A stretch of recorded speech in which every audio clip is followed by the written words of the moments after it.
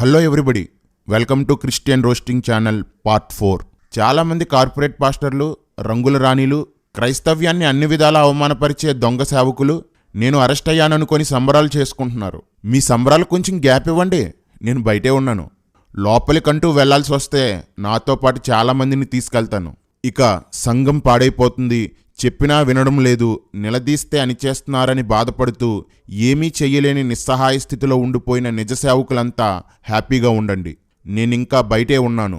దేవుని పేరు చెప్పి నాటకాలు ఆడేవాళ్ళని, రాజకీయాలు చేసేవాళ్ళని. అన్నా, రాజకీయాలు అన్న చోట ప్రవీణ్ శాలేంరాజు కలుసుకున్న ఫోటో పెట్టావేంటి? శాలేంరాజు వెళ్ళింది దేవుడు చెప్పాడని కాదు, ప్రవీణ్ గేట్ తీసింది దేవుడు మాట్లాడాడని కాదురా. శాలేంరాజు కొడుక్కి ప్రవీణ్ కూతుర్ని వియ్యం అందుకోవడానికి అడుగుదామని వెళ్ళాడు. పితా బాతులేసే పనిలో ఉండగా బేటా చిలకను పట్టేశాడు. ఇంత మ్యాటర్ ఉందా? ఇంకా చాలా రాజకీయాలు జరుగుతున్నాయి.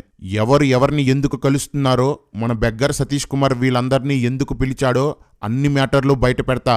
కాకపోతే లైన్లో చాలా మంది నిలబడి ఉన్నారు. వరుసగా వేపుకుంటూ వెళ్ళకపోతే వెయిట్ చేసే వాళ్ళు ఫీల్ అవుతారు. అందరికీ వందనాలు. గత వీడియోను వైరల్ చేసినందుకు చాలా చాలా థ్యాంక్స్. క్రైస్తవ్యం బాగుపడాలని కోరుకునే వాళ్ళంతా నాకు సపోర్ట్ చేయకపోవచ్చు, కానీ ఏదో విధంగా క్రైస్తవ్యం బాగుపడితే చాలనుకునే వాళ్ళంతా నాకు సపోర్ట్గా ఉన్నారు. నేను దొరికేలోపు ఒక్కొక్క పందికొక్కకి సరదా తీర్చేయడం మాత్రం ఖాయం. దొరికితే ఇక డైరెక్ట్గా ఉతుక్కుందాం, ఏం పర్లేదు. ఏదో ఫినిహాస్ వీడియో పెట్టాడు, ఇది నిజమే సంకలు కొట్టుకుంటున్నా. మీ అందరికి కూడా చెప్తున్నా, లైకులు కొట్టి, షేర్లు కొట్టి, కామెంట్స్ పెట్టి, బ్రదర్ నీలాంటి వాళ్ళు లెగవాలి. ఏంటి లేచేది? కొంతమంది నాకు కౌంటర్ ఇస్తూ నన్ను సపోర్ట్ చేసే వాళ్ళని తిడుతున్నారు. ఒక విషయం అందరూ గుర్తుపెట్టుకోండి, నన్ను ఎవరూ సపోర్ట్ చేయకపోయినా, ఒక్క కామెంట్ కూడా నాకు సపోర్ట్గా రాకపోయినా, నేను లిస్టులో పెట్టుకున్న వాళ్ళందరినీ వేపుకుంటూ పోతాను. నాలాగా సంఘం విషయంలో బాధపడుతున్న వాళ్ళు, రోషం కలిగిన వాళ్ళు సపోర్ట్ చేస్తారు, నచ్చిన వాళ్ళు తిడతారు. ఎవరిష్టం వాళ్ళదే. నన్ను వ్యక్తిగతంగా ఎవరైనా తిట్టినా నేనేమీ అన్నాను. వాళ్ళకి ఏదైనా సలహా ఇస్తానేమో గానీ సెటర్ వెయ్యను. ఎందుకంటే నేను ఈ వీడియోని సంఘంలో మార్పు కోసం చేస్తున్నాను, పొగడ్తల కోసం కాదు. ఎవరెంత తిట్టుకున్నా ఏం పర్లేదు, కానీ వాక్యాన్ని వక్రీకరించి మాట్లాడితే మాత్రం. వీడియోలోకి వెళ్లే ముందు ఒక విషయం గుర్తు చేస్తున్నాను. ఇది Christian roasting channel. Christian roasting channel అంటే క్రిస్టియన్స్ని రోస్ట్ చేసేది కాదు. ఎవరైనా క్రిస్టియానిటీకి ఇబ్బంది కలిగిస్తే ఆ కలిగించిన వాడు హిందువైనా, ముస్లిమైనా, క్రిస్టియన్ అయినా వేపేస్తాం. ఇందులో పెద్ద చిన్న, తన మన, ఆడ మగ అనే తేడాలుండవు. వాక్యానికి విరుద్ధంగా ఎవరు మాట్లాడినా రోస్టింగ్ తప్పదు. వేపేటప్పుడు కొన్ని ఇబ్బందికరమైన పదాలు వాడాల్సి వస్తుంది. వీళ్ళు చేస్తున్న నష్టం విపరీతమైనప్పుడు నేను కూడా విపరీతంగా మాట్లాడాల్సి ఉంటుంది. మరి ఈ విషయాన్ని నా మొదటి రోస్టింగ్ వీడియోలోనే చెప్పాను. స్త్రీలని చూడకుండా ఇలా చేస్తారా, అలా చేస్తారా, ఆడవాళ్ళని ఇలా అవమానిస్తారా అంటూ వాపోయే వాళ్ళందరూ వినండి. స్త్రీ ఏ విషయంలో తక్కువ, లేదా స్త్రీ ఏ విషయంలో పురుషుని కన్నా ఎక్కువ? క్రీస్తులో స్త్రీ అని పురుషుడని తేడా లేదు, అందరూ సమానమే. ఆశీర్వాదాల్లోనూ సమానమే, తీర్పులోనూ సమానమే. నేను ఈ వాక్యాన్ని 100% నమ్ముతాను. అందుకే రోస్ట్ చేసేటప్పుడు పెట్టా పుంజా అని చూడను. తప్పు చేస్తే వేపుడే వేపుడు. ఒక్కొక్కరికి ఎవరి మామూలు వాళ్ళకిచ్చే ముందు చాలా మంది వాగిన ఒక డైలాగ్కి ఆన్సర్ చేయాలి. దైవజనరాలుగా నేను ఈ విషయాన్ని ప్రేమతో తెలియచేస్తున్నాను. నీ అక్కకో, నీ చెల్లికో, నీ అమ్మకో ఇలా చేస్తే గుండెలు. నా ఇంటి ఆడవాళ్ళెవరైనా సభ్యత లేని బట్టలు వేసుకున్నా, ముఖాలకు రంగులు పూసుకున్నా, ముసుగులు మానేసినా, నోరు మూసుకొని ఊరుకోవడానికి ఈ మేకప్ రానుల మొగుళ్ళులాగా, అన్నదమ్ముల్లాగా నేనేమి దద్దమ్మను కాదు, ఆడంగవాణ్ణి కాదు. నా వాళ్ళు తప్పు చేస్తే ఫోటోషాప్లో కాదు, డైరెక్ట్గానే గీసి పారేస్తాను. నేను ముందే చెప్పాను కదన్నా గుండ్లు గీయొద్దని. చూసావా, ఇదే ఇప్పుడు పెద్ద మ్యాటర్ అయిపోయింది. రేయ్, ఎప్పటినుండో మేకప్పులు తప్పని, ముసుగులు వేసుకోమని, ఆభరణాలు ధరించడం వాక్య విరుద్ధమని పుస్తకాలు వచ్చాయి, ప్రసంగాలు వచ్చాయి, ఎన్నో వీడియోలు కూడా వచ్చాయి. బ్రతిమాలుతూ కొందరు చెప్పారు, హెచ్చరిస్తూ ఇంకొందరు చెప్పారు. ఎవ్వరూ పట్టించుకోలేదు. ఈ రోజు వీళ్ళంతా దీనికోసం ఎందుకు మాట్లాడుతున్నారు? కలుగులో ఉన్న ఎలకలు, పందికొక్కులు ఎందుకు బయటకొచ్చాయి? గుండ్లు గీసినందుకేరా. ఇంకా గీస్తా. ఎవరైనా ముసుగు లేకుండా ప్రార్థిస్తున్నా, వాక్యం బోధిస్తున్నా ఖచ్చితంగా గీస్తా. అందరూ గుండ్లు గీశారు అంటున్నారు. అందులో తప్పేముందో నాకు అస్సలు అర్థం కాలేదు. యెషయా 3వ అధ్యాయం 17-24 వచనాల్లో అలంకరణతో గర్వించిన సియోను కుమార్తెలకు గుండు గీయిస్తాను అని ప్రభువు చెప్పాడు. ఆయన వచ్చి గుండు కొట్టడు కదా, ఎవరో ఒకరిని వాడుకుంటాడు. ఈ సియోను కుమార్తెల నడినెత్తిని బోడి చేయడానికి దేవుడు నన్ను వాడుకున్నాడు. అయినా మంచికి రోజులు లేవులేరా. గుండు గీస్తే మంచేంటన్నా? రేయ్, ముసుగు వేసుకోకపోతే గుండు గీయించుకోవాలని దేవుడు చెప్పాడు. వీళ్ళు ముసుగులు మానేశారు. కొందరు అరముసుగులు వేసుకున్నారు. వీళ్ళకి గుండ్లు అరగుండ్లు ఎవరు గీస్తారు? వాళ్ళు గీసుకోలేరు. బయటికి వెళ్ళి గీయించుకుందామంటే దేవుని నిజమైన పరిచర్యలో వీళ్ళు ఫుల్లు బిజీ. మరి దేవుడు వాళ్ళకి చెప్పిన పని ఎలా చేయగలుగుతారు? అందుకే జాలిపడి మన సహోదరిలే కదా అని ఫ్రీగా గుండు గీస్తే నేనేదో నేరం చేసినట్లు మాట్లాడుతున్నారు. సారీ చెప్పమంటున్నారు. సరే, నేను కెమెరా ముందుకు వచ్చి బహిరంగంగా క్షమాపణ అడుగుతాను. కాకపోతే ఒక కండిషను, మీరంతా గుండ్లు గీయించుకొని కనిపించండి. అప్పుడు నేను మీకు గుండు గీసినందుకు బహిరంగ క్షమాపణ చెప్తాను. గీయించుకుంటారా? అంతేలేరా, వాక్యం ఆజ్ఞాపించింది కదా అని వీళ్ళు గుండ్లు గీయించుకోరు, గీసేవాన్ని గీయనివ్వరు. ఛహ్, మేలు చేస్తే కీడు ఎదురవడం అంటే ఇదేరా. ఇక వీడియోలోకి వెళ్ళిపోదాం. చాలా మంది లాజిక్ లేకుండా, బైబుల్ నాలెడ్జ్ లేకుండా కామెంట్స్ చేశారు, డైలాగులు వేశారు. ప్రసంగాల్లో ఎలాగా నోటుకొచ్చిందల్లా మాట్లాడుతున్నారు. కనీసం కౌంటర్లు ఇచ్చేటప్పుడైనా కొంచెం ముందు వెనక చూసుకోవాలి కదా.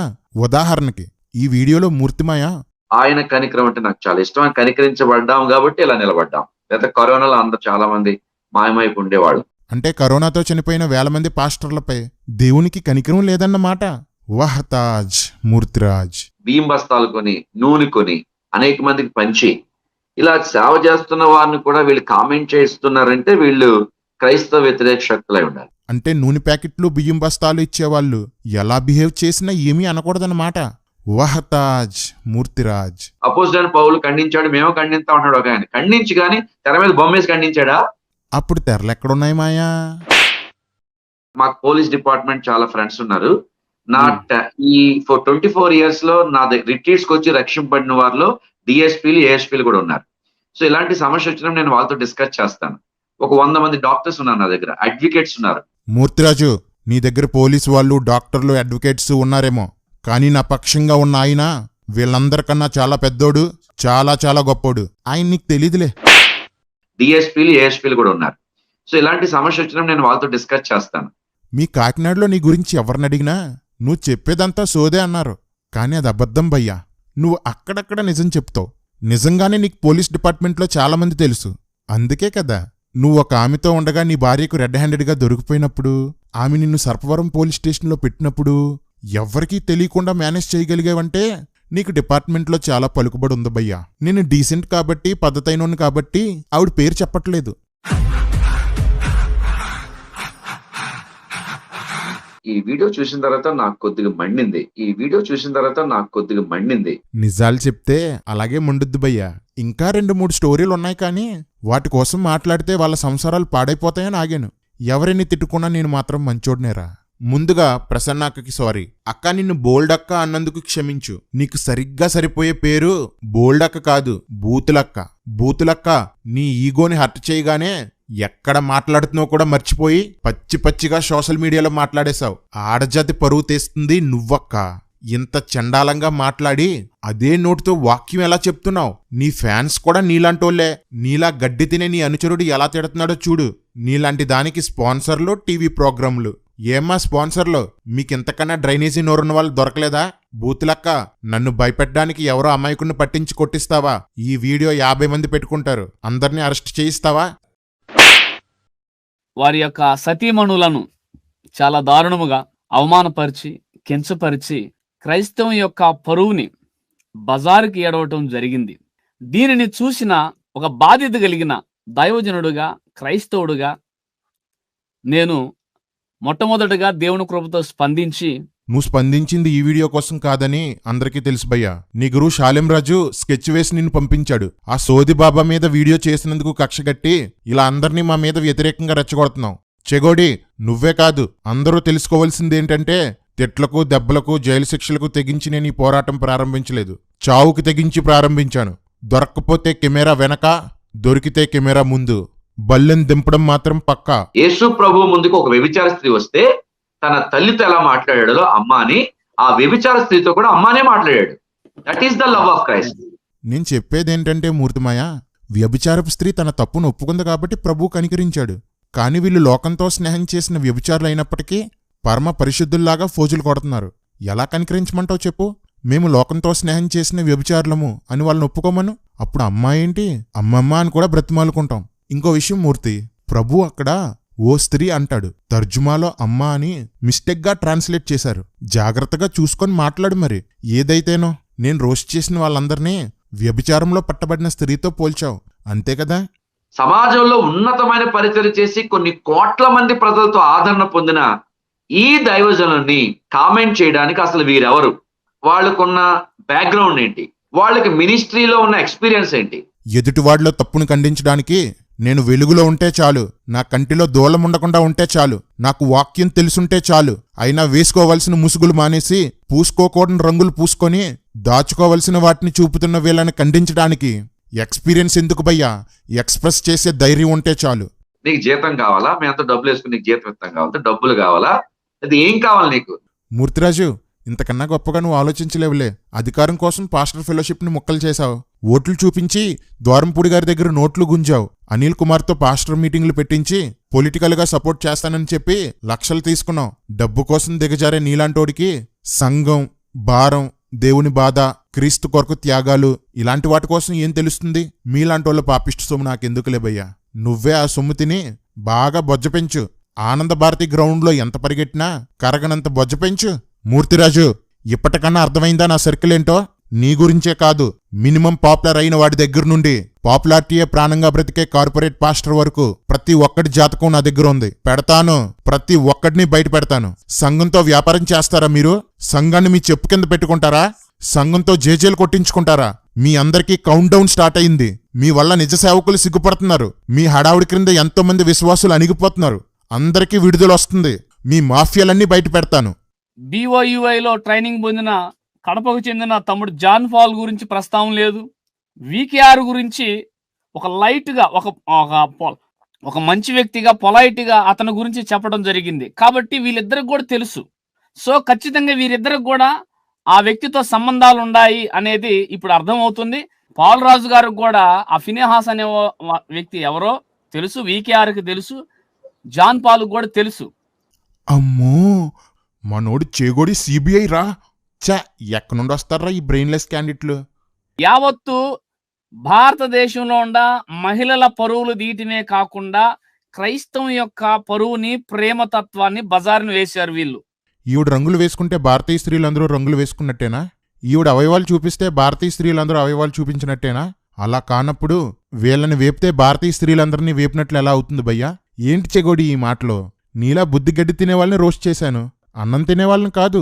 ఎదుట వ్యక్తిని సరి చేయాలంటే, ఎదుట వ్యక్తిని దిద్దాలి అంటే బైబిల్ సెలవిస్తుంది ఏమంటే సాత్వికముతో, ప్రేమతో చెప్పాలి, మృదత్వంతో చెప్పాలి. సాత్వికంతో చెప్పాలా? మృదుత్వంతో చెప్పాలా? ఎవరికి భయ్యా? తెలియని వాళ్ళకి, సామాన్యులకి, విశ్వాసులకి అలా చెప్పాలి. అన్నీ తెలుసు కూడా తమ స్వార్థం కోసం దేవుడు తన స్వరక్తంతో కొనుక్కున్న సంఘంతో ఆటలాడుకునే వారికి కాదు. అలాంటి వారికి దేవుడు ఎలా చెప్పాడో, ఎలా చెప్పించాడో చూడు. చెగోడి, నువ్వే కాదు, హార్ష్గా చెప్పారు, కోపంగా చెప్పారు, మాటలు బాగోలేదు, ఇలా అడిగిన వారందరూ చదవండి.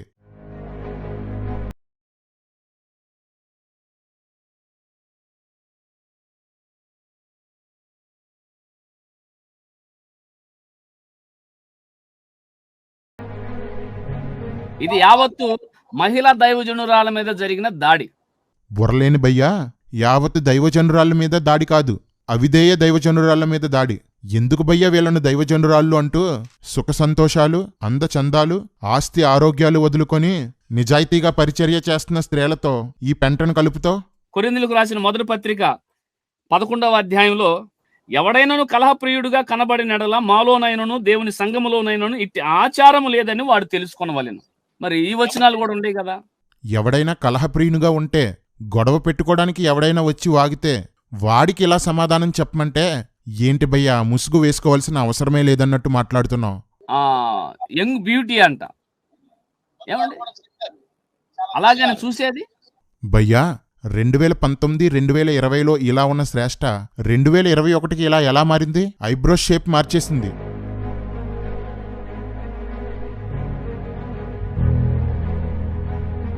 హెయిర్ స్టైల్ మార్చేసింది. 20,000 పెట్టి స్ట్రైట్నింగ్ చేయించుకుంది. ఎప్పుడూ చాలా కాస్ట్లీ మేకప్తో తిరుగుతుంది. బ్యూటీ పార్లర్లో రూపం మార్చుకుని వైజాగ్లో ఉంటుంది కాబట్టి వైజాగ్ బ్యూటీ అన్నాం. ఇందులో తప్పేముంది?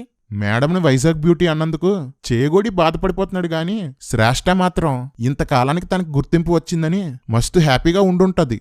ఈవిడ తన ఫ్యాన్స్కి ఫోటోలిచ్చి వైజాగ్ క్వీన్ అని రాయించుకొని ఫ్రేమ్ చేయించుకుంటే తప్పులేదు కానీ నేను వైజాగ్ బ్యూటీ అంటే తప్పొచ్చేసిందా? ఈవిడిని నేను వైజాగ్ బ్యూటీ అన్నందుకు చాలా మంది గొంతు చించుకున్నారు. మరి ఇదేంటి? ఇప్పుడు మాట్లాడండి. తన గురించి తప్పుగా వైజాగ్ బ్యూటీ అని చెప్పి తను మాట్లాడినప్పుడు 2 days తను ఏడ్చిందనమాట. తన గురించి తప్పుగా వైజాగ్ బ్యూటీ అని చెప్పి తను మాట్లాడినప్పుడు 2 days తను ఏడ్చిందనమాట. 2 days తను ఏడ్చిందనమాట. దీని వెనక మతోన్మాదుల కుట్ర ఉంది. మతోన్మాదులు కుట్రా? చ క్రిస్టియానిటీలో ఎరుపప్పులు ఎక్కువైపోయారా. నెక్స్ట్ అన్ని సంఘాల మీదకి వస్తారు. భయ్యా, మేము ఓన్లీ దొంగల దగ్గరికే వస్తాం. నీకెలాగా దొంగ బ్యాచ్ అంతా కాంటాక్ట్లోనే ఉంటారు కదా, వాళ్ళని మాత్రం జాగ్రత్తగా ఉండమని చెప్పు. ఒక రకంగా చెప్పాలంటే వీళ్ళు ఆ బయట ఆ ఇండ్లను చూసి తాళాలు పగలగొట్టేటువంటి దొంగలు లాంటి వాళ్ళు. ఇక్కడి నుంచి వాళ్ళు ఆపితేనే మంచిది, ఆపకపోతే వీళ్ళకి చెప్పుల దండలేసి ఊరేగించి బుద్ధి చెప్పాల్సినటువంటి అవసరం ఉంది. అవసరం అనుకుంటే డైరెక్ట్గా దగ్గరలో ఉంటే వీళ్ళని ముట్టడించేటువంటి పరిస్థితి కూడా ఆపొద్దు. వీళ్ళని అన్ని రకాలుగా వీళ్ళని వేధించేటట్లు చేయాలా. వీళ్ళు ఏదైనా దీన్ని చూచి మన అన్న మేము ఇక్కడి నుంచి మేము ఇలాంటి చెయ్యము అని వివరణ ఇస్తే కనుక వాళ్ళని క్షమిద్దాము. హెచ్చరించడం కూడా అంతే గట్టిగా ఉంటుంది. మీ తోకలు కట్ చేసి మీ నోట్లో పెట్టి ఉర్రు తొలగించి మొత్తం చెప్పుల దండలు వేసి కొట్టిస్తాం. వీటికి కౌంటర్గా ప్రతి కౌంటర్ కనుక పెడితే ఎట్టి పరిస్థితులు ఊరుకునేది లేదు, ఎట్టి పరిస్థితులు ఊరుకునేది లేదు. ఎందుకంటే మీలాగా మేము అన్పార్లమెంటరీ వాడము, చేసే చూపిస్తాం. ఇక చేసి చూపిస్తే ఎట్లుంటుందో ఈ సమాజానికి తెలుసు ఆల్రెడీ. బాబోయ్, ఇదంతా వార్నింగే. మీ పేరేంటి అయ్యగారు? నా పేరు బ్రదర్ మధు అన్న. ఏంటి పేరే మధు అన్ననా? అన్నల ట్రెండ్ ఎక్కువైపోయిందిరా. షాలేమన్నా, సతీష్ అన్నా, చెగోడి అన్నా, పకోడి అన్నా. సర్లే, ఏదో అన్నారేంటి? ఈ టాపిక్ ఏదైతే ఈ మనం మాట్లాడుతున్నామో మధు అన్న అయ్యగారు, టాపిక్ కాదు టాపిక్. మీ వార్నింగ్కి చాలా భయమేసింది. కౌంటర్ వీడియో చేయకూడదనుకున్నాను, కానీ మీరు అదేదో చేసి చూపిస్తానన్నారు కదా, చూద్దామని కౌంటర్ చేశాను. ఏం చేస్తారో చెయ్యండి. చెగోడి, అమ్మాయికుని చేసి మధు అనే నిందలోకి లాగావు కదా, నీ సోది తెలివితేటలు నువ్వును. సొదొమ గొమొర్ర పట్టణాలని దేవుడు నాశనం చేయాలన్నా డైరెక్ట్గా వచ్చి నాశనం చేయలేదు. దానికంటే ముందు ఎన్నో హెచ్చరికలు జారీ చేశాడు. మీరు కూడా ప్రేమతో కూడిన హెచ్చరిక చేయండి. సొదొమ గొమొర్రా వారికి హెచ్చరిక చేయబడిందా? ఆ మాట నా బైబిల్లో లేదేంటి? మీకో క్లారిటీ ఇవ్వాలి. మేక ప్రాణీలపై నేను చేసిన ఈ వీడియో దాడి కాదు, హెచ్చరిక. దాడి చేస్తే తట్టుకోలేరు భయ్యా. సంఘాలు విడిపోతాయి, సంసారాలు కూలిపోతాయి. ఇది కేవలం హెచ్చరిక మాత్రమే. క్రిస్టియన్ రోస్టింగ్ ఛానల్ని, ఫినేహాస్ అనే వ్యక్తిని, వారి టీంని, దాన్ని సమర్థించిన వారందరినీ నేను అడుగుతున్నాను. ఈ విధముగా మహిళా దైవజనురాలను లేదా క్రైస్తవులను వారికి ఆఫ్ కటింగ్ చేసి, ఫుల్ కటింగ్ చేసి, వారి ఫోటోలు, వారి వీడియోలు యూట్యూబ్ ఛానల్లో పెట్టాలి, వారు పరువు తీయాలని బైబిల్ గ్రంథంలో ఎక్కడ ఉంది? ఇలా యూట్యూబ్లో బయట పెట్టిన వారిపై వీడియో తీసి యూట్యూబ్లో పెట్టాలని మాత్రం ఎక్కడుంది భయ్యా? నీకు పుర్రిపైనే కాదు, పుర్రి లోపల కూడా ఏమీ ఉన్నట్లు కనిపించడం లేదు. పిడి సుందర్రావు గారు BOUIలో బోధన నేర్చుకున్న వారందరూ, అలాగే ప్రాముఖ్యంగా ఇప్పుడు VKR అనే వ్యక్తి. చెగోడి, అసలు నా వీడియోకి మిగతా వాళ్ళకి ఏంటి సంబంధం? వాళ్ళ బోధలకి నాకు ఏంటి సంబంధం? పదే పదే VKR అనే పేరు ఎందుకు ఎత్తుతున్నావు? మీ శాలేమన్న సరదా తీర్చేస్తున్నాడనే కదా? నేను గమనించిన ప్రధాన కుట్ర ఏమిటంటే, సిద్ధాంతం పరంగా లేదంటే పెంతెకోస్తు అనుభవంలో పుట్టి పెరిగి ఆ బోధనే పెంతెకోస్తు బైబుల్ ఏ మాటలు చెబుతూనే దానిని బట్టి ప్రకటిస్తూ అనుసరిస్తున్న వారిని ఇండైరెక్ట్గా ఇలా తీసుకొచ్చారనేది నేను గమనించాను. అమ్మో, చెగోడి CBI రా. బుర్రలేని చెగోడి, ఈ వీడియోలకు పెంతెకోస్తు వాళ్ళని ఎందుకు లాగుతున్నావు? ఈ తరంలో అలంకరణ తప్పు అని చెప్పిందే పెంతెకోస్తు వాళ్ళు. అలాంటప్పుడు మేము పెంతెకోస్తు వాళ్ళని టార్గెట్ ఎందుకు చేస్తాం భయ్యా? మొన్న ఇస్రాయేల్ కూడా వీపీతో గొడవ పెట్టుకొని పెంతెకోస్తు వాళ్ళని లాగాడు. ఇప్పుడు నువ్వు లాగుతున్నావు. ఆలోచించకుండా వివాదాల్లోకి రావడానికి పెంతెకోస్తులంటే నీలా బుర్రలేని వాళ్ళు అనుకున్నావా? ఏం వ్యూహం భయ్యా మీది? సిగ్గు లజ్జలేని దిగజారుడు వ్యూహాలు. నీకో విషయం తెలుసా భయ్యా? జాన్ వెస్లీ నాన్నగారు హెబ్రోను, జైపాల్ గారి ప్యాటర్న్ అంతా కూడా హెబ్రోన్ లాగా, బ్రదరన్ లాగా ఉంటుంది. సతీష్ కుమార్ అసలు దేనికి చెందినవాడు కాదు. నా ఉద్దేశం అసలు బైబిల్కే చెందినవాడు కాదని. VP రెడ్డి పెంతెకోస్తు వ్యతిరేకి. బుర్ర పెట్టి చెగోడి. ఓ సారీ, నీకది లేదు కదా? ఇప్పుడు మహానటి శిరీషక్కకు కౌంటర్ ఇద్దాం. మహానటి అని ఎందుకన్నానంటే, పైకి అన్నా తమ్ముడు ప్రేమతో చెప్తున్నానంటూ కబుర్లు చెప్తూ మా మీద శిక్ష పడే అవకాశాలున్నాయని చెప్పగానే చూడండి, వీరి మీద శిక్ష ఉంటది, వీళ్ళకి ఫైన్ కూడా ఉంటది అని చెప్పినప్పుడు నాకు చాలా సంతోషంగా ఉంది. అబ్బబ్బబ్బా, ఎంత ఆనందం! అందుకే మహానటి అన్నాను. ఫినిహాసు, ధైర్యం ఉంటే ముందుకొచ్చాయి. ధైర్యం లేదన్నావు కదా. నువ్వు వీడియో పెట్టి కామెంట్లు కేవలం నువ్వు ఎప్రూవ్ చేసినవే కనిపించేలా సెట్టింగ్ చేశావు. ఎందుకని? ఎవరు ఏమడుగుతారా అని భయం. ఎవడే తప్పులు వెతుకుతాడో, నీ గురించి ఏ విషయాలు బయట పెడతాడో అని భయం. అలాంటి నువ్వు నాకు ధైర్యం కోసం చెప్తుంటే సతీష్ కుమార్ ధనాపేక్ష కోసం ప్రసంగం చేసినట్లుంది. కంటిన్యూ. తోలుబొమ్మలు ఆడించుకునే వాళ్ళు బొమ్మలైతే కనిపిస్తాయి కానీ మనిషి మాత్రం తెర వెనకాలే ఉంటాడు. నాకైతే అలా అనిపిస్తుంది. కరెక్ట్ అక్క. మనుషుల్లా కాక షోకేష్లో బొమ్మల్లా తయారయ్యే వాళ్ళని బొమ్మలాట ఆడించడమే నేను చేసిన పని. కరెక్ట్. అదే మొదటి కొరింథీయులకు రాసిన పత్రిక 11వ అధ్యాయము 15వ వచనం. స్త్రీకి తల వెంట్రుకలు పైటి చెంగుగా ఇవ్వబడిన కనుక ఆమె తల వెంట్రుకలు పెంచుకునుట ఆమెకు ఘనము. మరి ఈ వచనం గురించి ఆలోచన చేస్తే నేను అనుకుంటున్నాను దైవజనురాండ్లు 15వ వచనం ప్రకారం వారు ముందుకు వెళ్తున్నారేమోనని. నీ వాక్య పరిజ్ఞానం ఎంతో ఇక్కడే తెలిసిపోతుంది. ఇక్కడ పౌలు ఒకదానికొకటి సంబంధం ఉన్న రెండు వేరువేరు విషయాలు చెప్పాడు. మొదటిది, స్త్రీ ముసుగు వేసుకోవాలి. ఆమె పురుషుడికి లోబడ్డానికి ఇది సూచన. పురుషుని అధికారానికి, దేవుడి అధికారానికి లోబడ్డానికి ఇది సూచన. సంఘం కూడుకునే చోట దేవుని దూతలుంటారు. వారి ఎదుట ఈ సూచనను వారు తప్పక కలిగి ఉండాలి. మీలో మీరే ఆలోచించండి. స్త్రీ ముసుగు లేకుండా దేవుణ్ణి ప్రార్థించుట తగునా?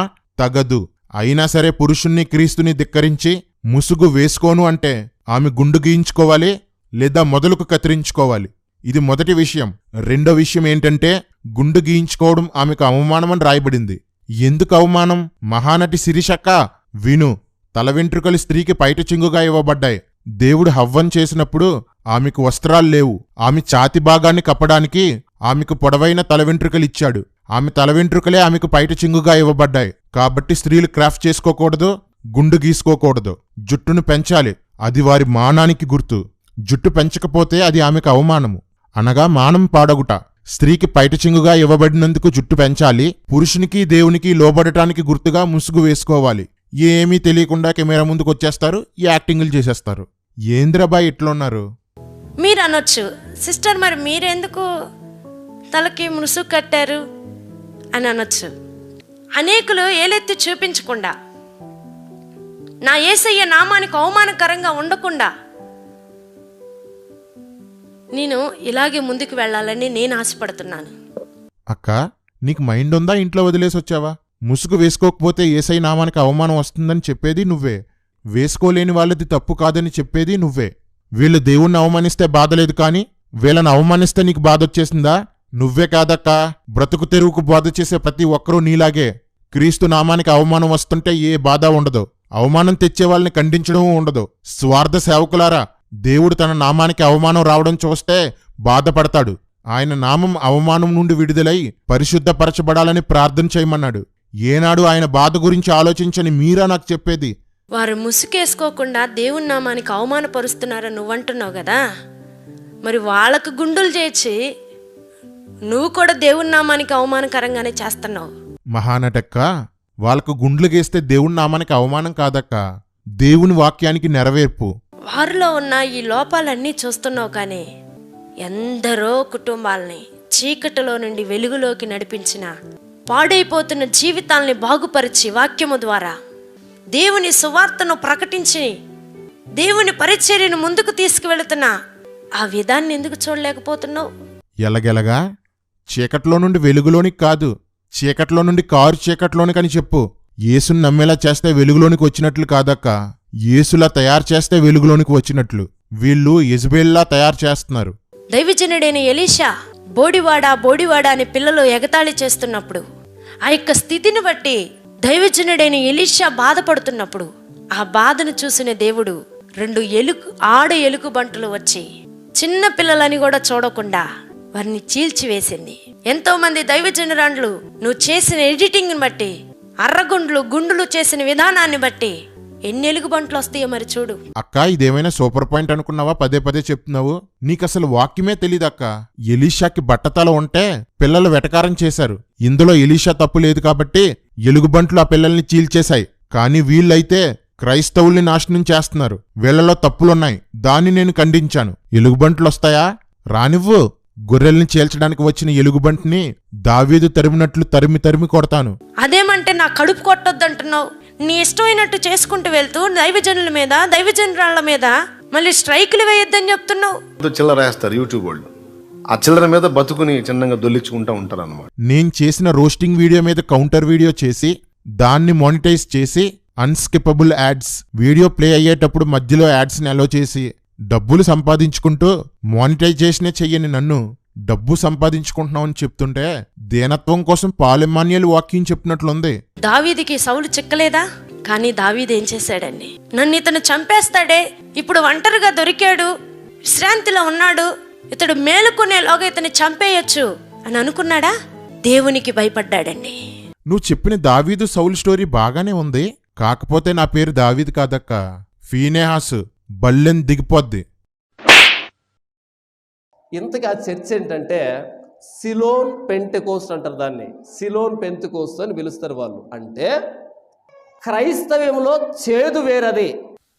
సిలోన్ పెంతుకోస్తు సంఘాల మీద చాలామంది సేవకులు అని చెప్పుకుంటూ వ్యతిరేకంగా నిలబడుతూ మాట్లాడుతూ పెంతుకోస్తు సంఘాల మీద విరుచుకుపడుతూ ఉన్నారండి.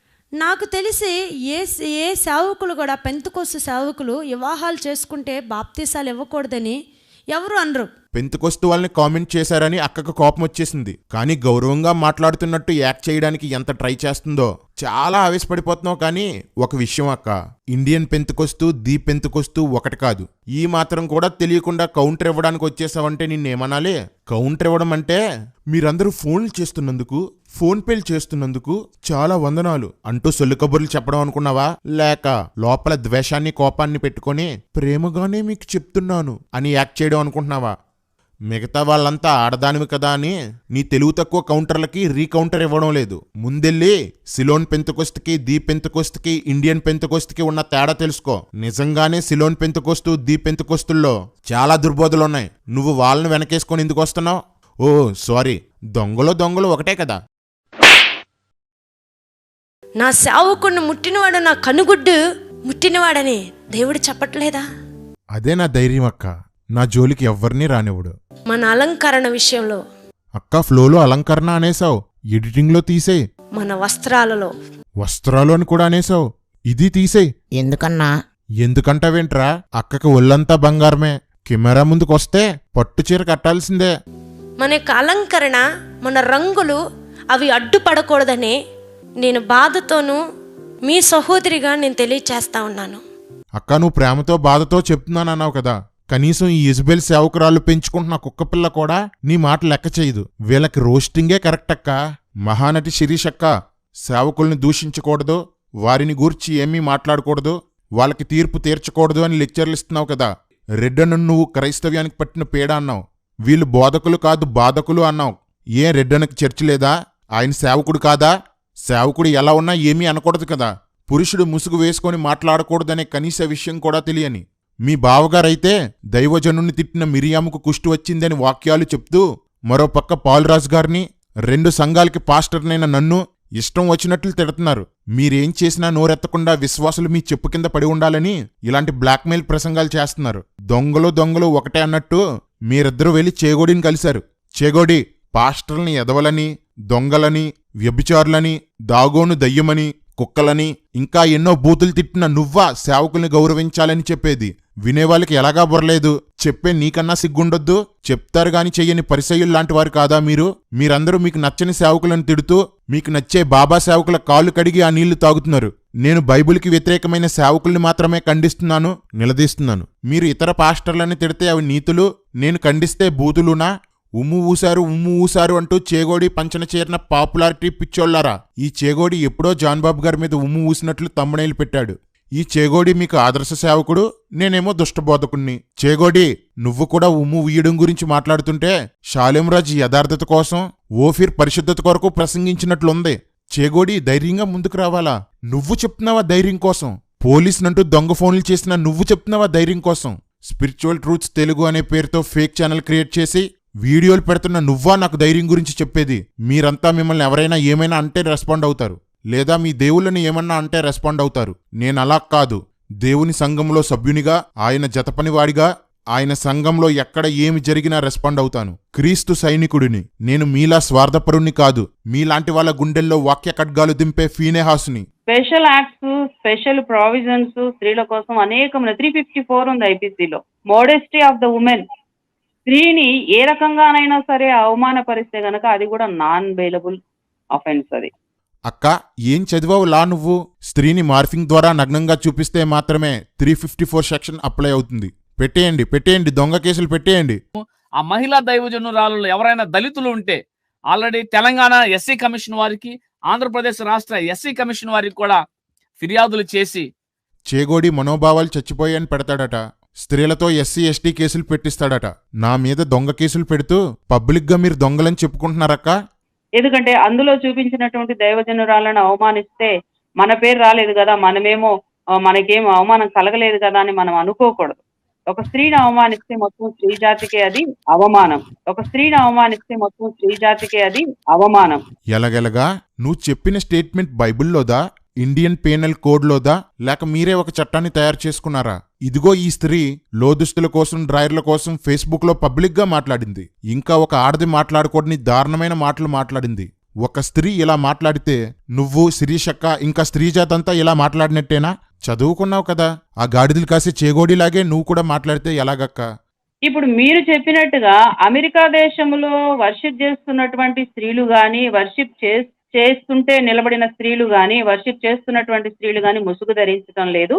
వాళ్ళు పరలోక రాజ్యానికి వెళతారా లేదా అనేది మీరు ఒక ప్రశ్న ఇప్పుడు లేవదీశారు. కొన్ని సంఘస్థులకు మాత్రమే అక్కడ ఎక్కువగా పాపము ప్రబలటానికి అవకాశం ఉంది. ఆల్రెడీ ప్రబలింది పాపం అనేది. కాబట్టి అక్కడ ట్రేడింగ్ సెంటర్, అది కొరంది పట్టణం అదే ట్రేడింగ్, ఒక వ్యాపార నిలయం. అది పాపం జరగటానికి అన్ని విధాల ఆస్కారంగా ఉంది. కాబట్టి ముసుగు ధరించటం వల్ల కొద్దిగా పక్క చూపులు అనేది పోయి శ్రద్ధగా వాక్యం వింటారన్న దానికోసం అనేది ఒకటి అక్కడ ఉంటే బాగుంటుందన్న ఉద్దేశంగా అపోస్తులైన పౌలు గారు ఆ సంఘానికి ముసుగు గురించి ప్రత్యేకంగా లెటర్లో రాశారు. నువ్వు చెప్పింది పక్కా వాక్య విరుద్ధమే గాని కాసేపు నువ్వు చెప్పిందే కరెక్ట్ అనుకుందాం. మరి అమెరికాలో ట్రేడింగ్ జరగట్లేదా, పాపం జరగట్లేదా? మరి వాళ్ళు ముసుగెందుకు వేసుకోవడం లేదు?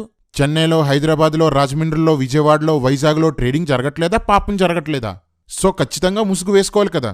అదే నీ క్రిమినల్ లాజిక్ ప్రకారం. సహోదరుడు ఫినహాస్ బ్రదర్, మీరు నిలబడతారు, అందరము దేవుని ఎదుట నిలబడతాము. Judgement is his duty. ఒకసారి ఆగక్క. చేతికి పగడం ఉంగరం అంటే అక్కది మకర రాశి అన్నమాట. చీరలను అలంకరించుకునేవాళ్ళు, ఒక పక్క బంగారం ధరిస్తూ మేం పెంతుకొస్తూ అని చెప్తూ పెంతుకొస్తు పరువు తీసేవాళ్ళు, ముహూర్తాల్ని, జాతకాల్ని నమ్మేవాళ్ళు నన్ను ప్రశ్నిస్తుంటే ఆన్సర్ చేయడానికి అసహ్యంగా ఉంది. కానీ మీరంతా నా అభిమానులు కదా, అందుకే వీడియో చేశాను. స్త్రీలు పరిచయలో పాల్గొనటం అంత ఈజీ అయిన విషయం కాదు. అసలు ఇవి చూసుకునే దానికి టైం ఉండదు బ్రదర్, మీకు తెలుసో తెలియదో. నిజమే అక్క. ఉన్న టైం అంతా అద్దం ముందు, బ్యూటీ పార్లర్లోనూ గడిపేస్తే టైం ఎక్కడ ఉంటుంది? దైవజనురాళ్ళని ఎప్పుడు తక్కువ చేసి మాట్లాడవద్దు, స్త్రీలను ఎప్పుడు తక్కువ చేసి మాట్లాడదు. దైవజనురాళ్ళంటే మాకు గౌరవం, కానీ మన పొలంలోనే మొలిచిందని కలుపు మొక్కనుంచం కదా, ఒక తొక్కు తొక్కాలి. మరి ఈ స్త్రీలను అగౌరవంగా అంటే స్త్రీలకు గాని పురుషులకు గాని తల మీద వెంట్రుకలు అనేది అది ఒక గౌరవప్రదమైన విషయము. అంటే మరి చేగోడికి తల మీద వెంట్రుకలు లేకపోవడం అంటే అవమానమా అక్క? ప్రత్యేకంగా స్త్రీలను వాళ్ళ తలని బోడి చేసి చూపించి ఇది ఖచ్చితంగా ఇన్ఫర్మేషన్ టెక్నాలజీ యాక్ట్ కిందకే వస్తుంది. More particularly section 67 of IT act. అందులో దాదాపుగా 5 ఏళ్లు శిక్ష పడే అవకాశం ఉంది. అట్లాగే 10 లక్షల రూపాయల దాకా ఫైన్ కూడా ఉందండి. అక్క, సెక్షన్ 67 కోసం, మార్ఫింగ్ కి పనిష్మెంట్ కోసం ఎవరితో మాట్లాడుతున్నావో తెలుసా? నాకంటే ముందే కొంతమంది పాస్టర్లను మార్ఫింగ్ చేసిన నేరస్తునితో. చేగోడి, నాకే కాదు నీకు కూడా ఇవన్నీ వర్తిస్తాయి. నేను దొరికాననుకో, వెంటనే మా అభిమాని సేవకుల్ని మార్ఫింగ్ చేశావంటూ సెక్షన్ 67 క్రింద నీ మీద కూడా కేసు పెడతాను. ఓకే. సిస్టర్ గా చెప్తా వచ్చారు, శిక్ష ఉన్నది, వీరి మీద శిక్ష ఉంటది, వీళ్ళకి ఫైన్ కూడా ఉంటది అని చెప్పినప్పుడు నాకు చాలా సంతోషంగా ఉంది. శిక్షలు త్వరగా అమల్లోకి రావాలని సేవకురాలుగా నేను ఆశపడతా ఉన్నాను. మహానటక్క, కంగారు పడకు. నువ్వు కూడా మార్ఫింగ్ చేసావు కదా, నీ మీద కూడా కేసు వేస్తాను. నీకు కూడా ఇదే శిక్ష. అందరూ ఒకే జైల్లో కూర్చొని అప్పుడు చేసుకుందాం డిబేట్. మీరే పెద్ద గజ్జి దొంగలు, మీకొక లాయరు, కెమెరాలు, లైవ్ డిబేట్లు. దొంగలముట మీరు సెక్షన్ల కోసం శిక్షల కోసం మాట్లాడుతుంటే జాన్ వెస్లీ తెలుగు భాష గొప్పతనం కోసం వాక్యం చెప్పినట్లుంది. నేను ఇలా అన్నానని వీడియోలు కానీ డిలీట్ చేశారు గనక ఆల్రెడీ నేను స్క్రీన్ షాట్లు తీసుకొని డౌన్లోడ్ చేసుకొని రెడీగా పెట్టుకున్నాను. ఇలా తెరచాటు విషయాలు దేనికండి? తెరమరుగుగా ఉండి వ్యక్తి కనబడకుండా. భయ్యా ఒకసారి ఆగు. పురుషుల తల మీద ముసుగు వేసుకోకూడదని కూడా తెలియని నువ్వు కూడా కౌంటర్ ఇచ్చేయడమే. ముందెళ్ళి ముసుగు తీసి కనబడు. ఈరోజు జాషువా గారు కూడా మా పక్షాన ఉండి చక్కటి ఏర్పాటును చేశారండి. ఇశ్రాయేలు ప్రజల పక్షాన ఎలాగూ నాయకుడైన మోషే ఎలాగూ నిలబడ్డాడో ఈరోజు మిమ్మల్ని అందరినీ చూస్తుంటే మాకు అలాగే ఉందండి. ఎవరు చేగోడితో నన్ను పోల్చింది? ఎవరు?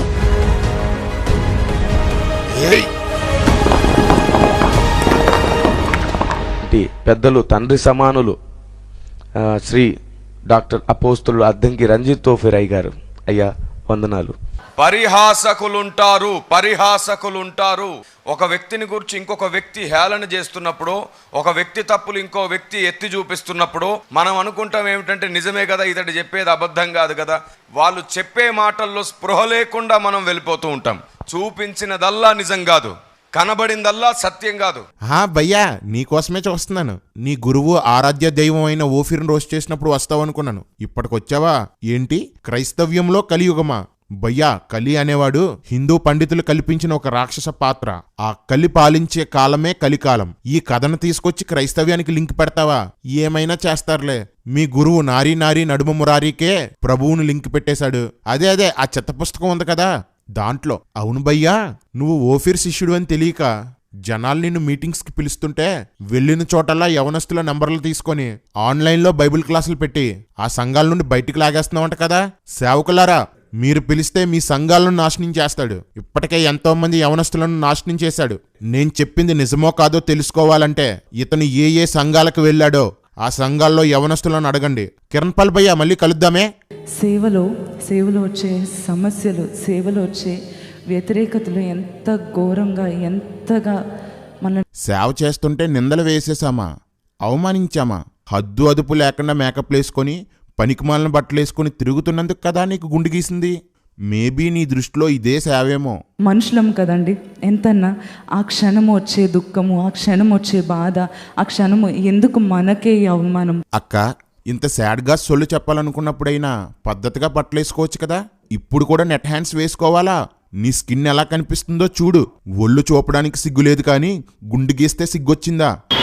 సో 3 monthsకి అవసరమైన ప్రావిజన్స్, గ్రోసరీస్ ఇవన్నీ కూడా సమకూర్చాం. మీకు 50,000 రూపాయలు చెక్ ఇస్తున్నానమ్మా, తీసుకోండి. ఇందులో ఒక 10,000 రూపాయలు ఉంది. 2,000తో కూడా 3 నెలలు అద్దె కట్టేగా మీకు ఇంకా 8,000 రూపాయలు ఉంటాయి. ఇంతకాలం చెయ్యని దాన ధర్మాలు ఇప్పుడెందుకు చేస్తున్నావో తెలియనంత వెర్రోలనుకున్నావా క్రైస్తవులు? నీ స్టైల్కి మేకప్కి ఫ్యాన్స్ అయిన వారు గుడ్డిగా నమ్ముతారు గాని మేమెందుకు నమ్ముతాం?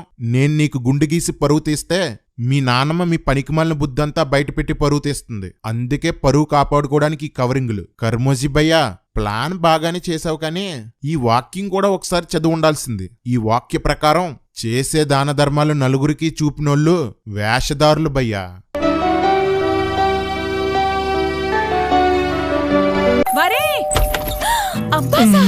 అన్నా, ఈ రెండింటికి సంబంధం ఏంటి? రెండు పబ్లిసిటీ కోసమేరా. ఆ మధ్యన మొత్తం దైవజనులందరూ కూడా గొప్ప సేవ చేస్తున్నటువంటి దైవజనుల యొక్క సేవకురాళ్ళందరి మీద ఒక వ్యక్తి చున్ని సగం వరకే వేసుకున్నారని చెప్పి ఇలాగ గుండు చేసినట్టు షేవ్ చేస్తున్నట్లుగా వీడియోలు పెట్టి ఆ వీడియోలో తన గురించి తప్పుగా వైజాగ్ బ్యూటీ అని చెప్పి తను మాట్లాడినప్పుడు 2 days తను ఏడ్చిందనమాట. మేము దేవుని సేవ చేస్తున్నాం, దేవుని సేవ చేయడం తప్ప మాకు ఇంకొకటి చేత కాదు. కర్మూసి, సేవ కోసం నువ్వు మాట్లాడుతుంటే పీడి సుందర్రావు పరలోకం కోసం మాట్లాడినట్టుంది. నువ్వు చేస్తున్న సేవ ఏంటో, ఎలా జనాల్ని లాగుతున్నావో, డబ్బు కోసం ఎంత గడ్డి తిన్నావో, పేరు కోసం ఎలాంటి దిగజారుడు పనులు చేశావో, కాకినాడలో నువ్వు వెలగబెట్టినవేంటో మొత్తం రికార్డెడ్గా ఉంది.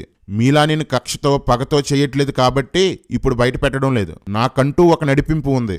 దాని ప్రకారం ఎవరికి స్పాట్ పెట్టాలో వాళ్ళకే పెడతా.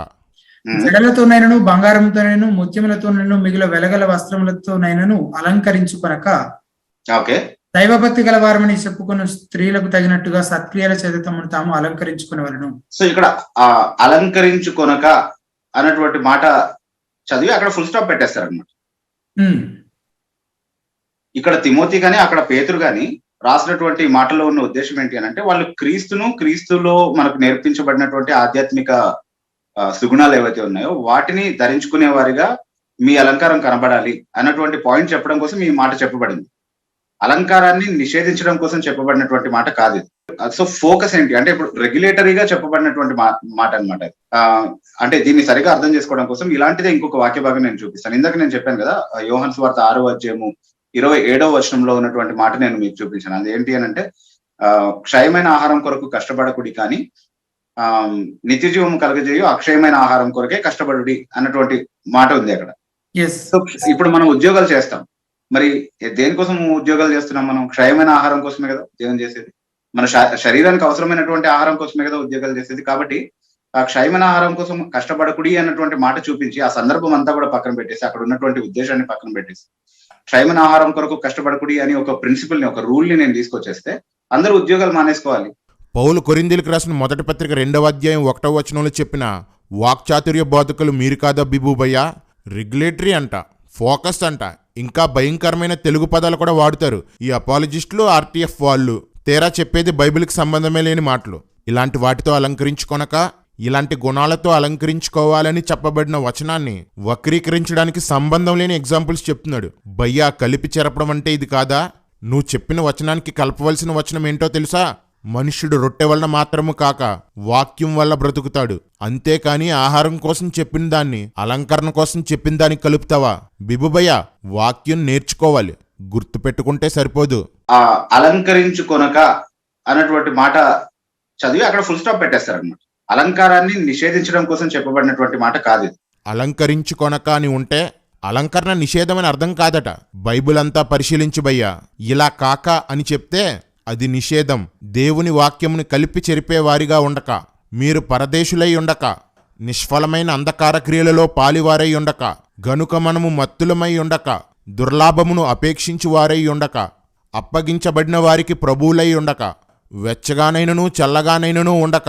వీటన్నిటి అర్థం అలా ఉండకూడదని భయ్యా. తగుమాత్రంగా అలా ఉండొచ్చని కాదు. రే బిబుని బైబిల్ కాలేజీకి తీసుకెళ్ళి బేసిక్స్ నేర్పించండి.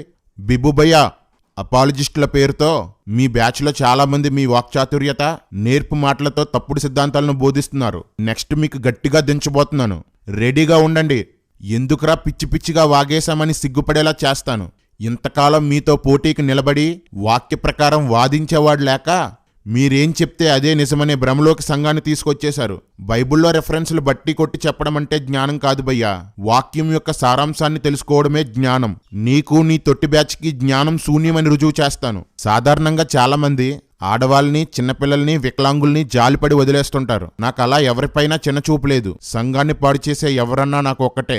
రక్షణ పోగొట్టుకోవడం అనే అవకాశమే లేదు. ఎవరు యేసుక్రీస్తు ప్రభువు చేతిలో నుండి మనల్ని అపహరించలేరు కాబట్టి, దేవుని చేతిలో నుంచి ఎవరు మనల్ని అపహరించలేరు కాబట్టి మనం రక్షణ కోల్పోయే అవకాశం లేదు.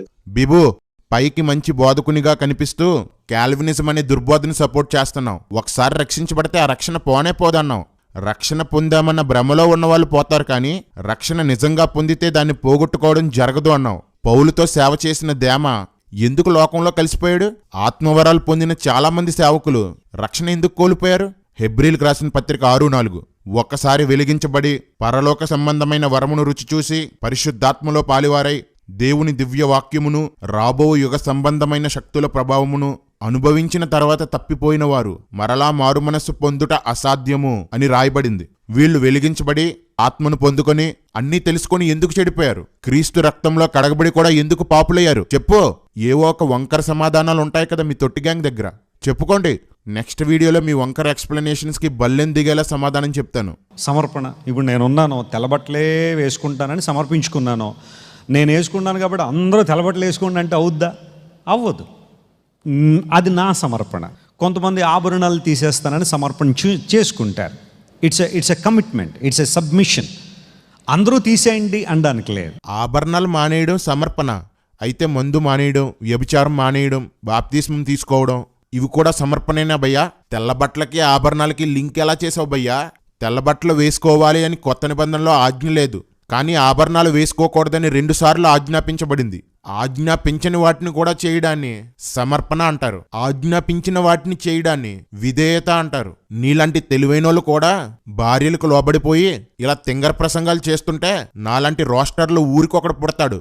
కొన్నిసార్లు వెనకకు తగ్గడం అనేది మనం చూస్తూ ఉంటాం. అదేదో దావీదు అబ్షాలోమును జయించలేకో లేకపోతే అబ్షాలోమును హతమార్చలేకో కాదు. వెనకకు తగ్గడం కొన్నిసార్లు ఓడిపోవడం కాదు, ఏదో శ్రేష్టమైన ప్రయోజనం పొందడానికి కోసం దావీదు కొన్నిసార్లు వెనకడుగు వేశాడు. క్రైస్తవ జీవితంలో కూడా కొన్నిసార్లు ఎవరో ఒకళ్ళు నేను రెచ్చగొడుతూ ఉంటారు. నీ స్థితిగతుల మీద బురద జల్లాలని ప్రయత్నం చేస్తారు. నీ ఐడెంటిటీ, నీ గుర్తింపును తక్కువ చేయాలని చాలామంది ప్రయత్నం చేస్తారు. అలాంటి సందర్భంలో మనందరం ఊగిపోవాల్సిన అవసరం లేదు.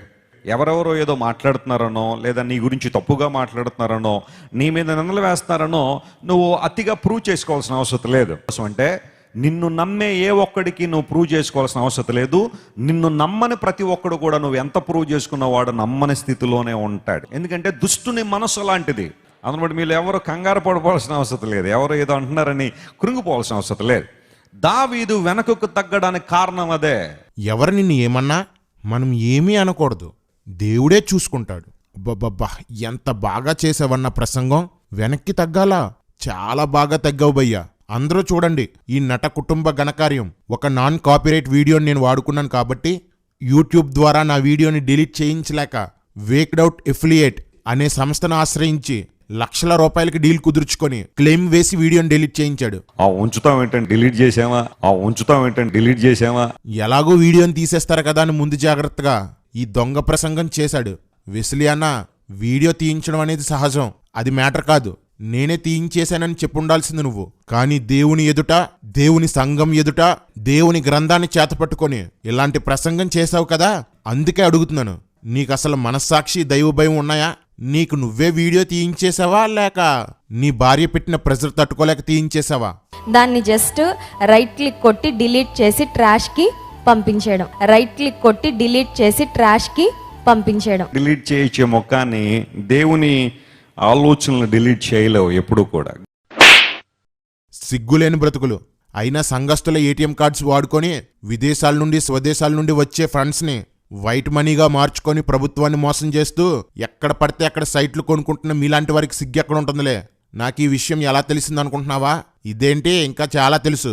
ఉప్పాడులో మీ బన్ను బాబుకి చేసిన సెటిల్మెంట్ వరకు అన్నీ తెలుసు. అకస్మాత్తుగా మీ వేషాలు, మోసాలు, దోపిడీలు, అణిచివేతలు అన్నీ యూట్యూబ్లో చూస్తావు. ఎంతకాలం భయ్యా సేవకు పిలవబడిన వాళ్ళని తొక్కేస్తారు సంఘంలో? ఎంతమందిని అణిచేస్తారు, ఎంత దోచుకుంటారు? మీకో సమయం వస్తుంది. నా ఛానల్కి మానిటైజేషన్ లేదు కాబట్టి, నాదొక అనాకారి ఛానల్ కాబట్టి అన్లిస్టెడ్లో ఉన్న వీడియోకి క్లెయిమ్ వేయడానికి అవ్వకపోయినా లంచమిచ్చి తీయించేశావు. దేవుడు దీన్ని చిన్న విషయంగా పరిగణించడు. వెస్లీ అన్న, అరిగిపోయిన నిక్కర్లతో సైకిల్పై సువార్త చేసిన స్థాయి నుండి 40,000 రూపాయల సూట్ వేసుకుని లగ్జరీ కారులో తిరుగుతున్న స్థాయికి రావడం ఆశీర్వాదం కాదు, అతిశయం. దేవుడు త్వరలో నిన్ను తగ్గించబోతున్నాడు. మినిస్ట్రీస్కి నీ పేరు పెట్టుకున్నావు, నీ హాస్టల్ పిల్లలకి నీ పేరు పెట్టుకున్నావు, నీ ఫౌండేషన్కి నీ పేరు పెట్టుకున్నావు, నీ ట్రస్ట్కి నీ కూతురు పేరు పెట్టుకున్నావు. ప్రతి వస్తువు మీద John Wesley, John Wesley, John Wesley. అంతా మీరే, పేరంతా మీదే. ఎక్కడా ప్రభువుని కనబడకుండా దాచేశావు. దెబ్బతింటావు. దేవుణ్ణి తగ్గించినందుకు దెబ్బతింటావు. ఆల్రెడీ నువ్వు మీ ఆవిడ వాక్యాలు చెప్తుంటే వినేవాళ్ళు ఒకటే సెటైర్లు. స్టీఫెన్ పాల్ అని వైజాగ్ సేవకుడు కుమార్తెలు పుట్టేసరికి ఆయన బోధంతా మారిపోయింది. హైదరాబాద్ వెళ్ళాడంతే, ఆయన బోధంతా మారిపోయింది. భూమి మీద కాలాన్ని క్రీస్తు పూర్వం, క్రీస్తు శకంగా ఎలా రెండుగా విభజిస్తామో స్టీఫెన్ పాల్ బోధ హైదరాబాద్కి ముందు, హైదరాబాద్కి తర్వాత అని విభజించొచ్చు. హైదరాబాద్కు ముందు రోజుకు 6 గంటలు ప్రార్థన, బైబిల్ని పదే పదే చదివి పూర్తి చేయడం. స్వతహాగా ఈయన యేసునామం సిద్ధాంతం వాడైనప్పటికీ సిద్ధాంతాలకు ప్రాధాన్యత ఇవ్వకపోవడం, లోతైన మర్మాలు, రాకడ హెచ్చరికలు, పరిశుద్ధతను గురించి సూటిగా బోధించుట ఇలా ఉండేవాడు. హైదరాబాద్ తర్వాత అంటే హైదరాబాద్ శకం, పిట్టకథలో పనికిరాని ప్రశ్నలకు సమాధానాలు, కామెడీ ఎమోజీ వీడియోసు, నున్నని షేవింగు, ముఖానికి లైట్ మేకప్, తలకి నల్లని రంగు, నిరంతరం సూట్లు, వంట చేసుకోవడాలు, గడ్డి పీక్కోవడాలు, సోది ప్రసంగాలు, ఆశీర్వాదాలకు ప్రధాన పీట, సబ్స్క్రైబర్లను పెంచుకోవడానికి ప్రత్యేక ప్రయత్నాలు. అయినా కరోనా వచ్చిన తర్వాత చాలా మంది పాస్టర్లు యూట్యూబ్ సొమ్ము తినడానికి అలవాటు పడిపోయారా. ఈయన్ని ఎప్పుడు నుండో అనుసరించే ప్రతి ఒక్కరికి నేను చెప్పిన వాటి గురించి ఆలోచిస్తే అర్థమైపోద్ది. అయినా హైదరాబాద్కి ఏ సేవకుడెళ్ళినా సతీష్ అన్న ఆత్మ ఆవరించేస్తుంటది. అది సహజమే అనుకో. నేను చేసిన రోస్టింగ్ వీడియోకి కౌంటర్గా స్టీఫెన్ పాల్ తన జీవితంలోకెల్లా అత్యంత పనికిమాలిన ప్రసంగం చేశాడు. ఈ ప్రసంగం చేసింది స్టీఫెన్ పాలేనా అని చాలా మంది ఆశ్చర్యపోతున్నారు. నేను మాత్రం ఆశ్చర్యపోలేదు, ఎందుకంటే స్టీఫెన్ పాల్ దిగజారిపోవడం నేను ఎప్పటి నుండో చూస్తున్నాను. వీళ్ళ కూతుర్ని రోస్ట్ చేశామన్న కక్షతో, తన కూతురి తప్పేమీ లేదు అని నిరూపించాలనే కుట్రతో ఈ ప్రసంగం చేశాడు. తిమోతికి రాసిన మొదటి పత్రిక 2:9, పేతురు రాసిన మొదటి పత్రిక 3:3 వచనాలను ఆజ్ఞల లిస్ట్ నుండి తీసేయడానికి ఎంతగా దిగజారిపోయాడో, ఎంత పనికిమాలిన ప్రసంగం చేశాడో మీరే చూడండి. ఏంటి చెప్పాలి? బైబిల్లో ఉందా? కొరింథీ పత్రికలో ఉందా? ఇక్కడ చాలా మంది స్టూడెంట్స్ ఉన్నట్టున్నారు, పెళ్లి కాని వాళ్ళందరూ చేయలే విసండి అవునా కదా? ఏంటి చెప్పండి అన్నా. ఈ అంగి బ్యాచ్ ఎవరు? అదేరా, పండగలకి తల ఊపే గంగిరెద్దులు వస్తుంటాయి కదా, వాటికి ఇక్కడే ట్రైనింగ్ ఇస్తుంటారు. కావాలంటే చూడు, పీజే గారు ఏం చెప్తే దానికి క్షణం కూడా ఆలోచించకుండా అవునవును అంటూ డీజే మోగిస్తుంటారు. మితిమీరిన వ్యసనము అపఖ్యాతిని తెచ్చిపెడుతుంది. మితిమీరిన వ్యసనమా అంటే సిగరెట్టు, మందు, వ్యభిచారం, కైని, గుట్కా, గంజాయి, డ్రగ్స్ లైట్గా తక్కువ లాగేయచ్చనమాట.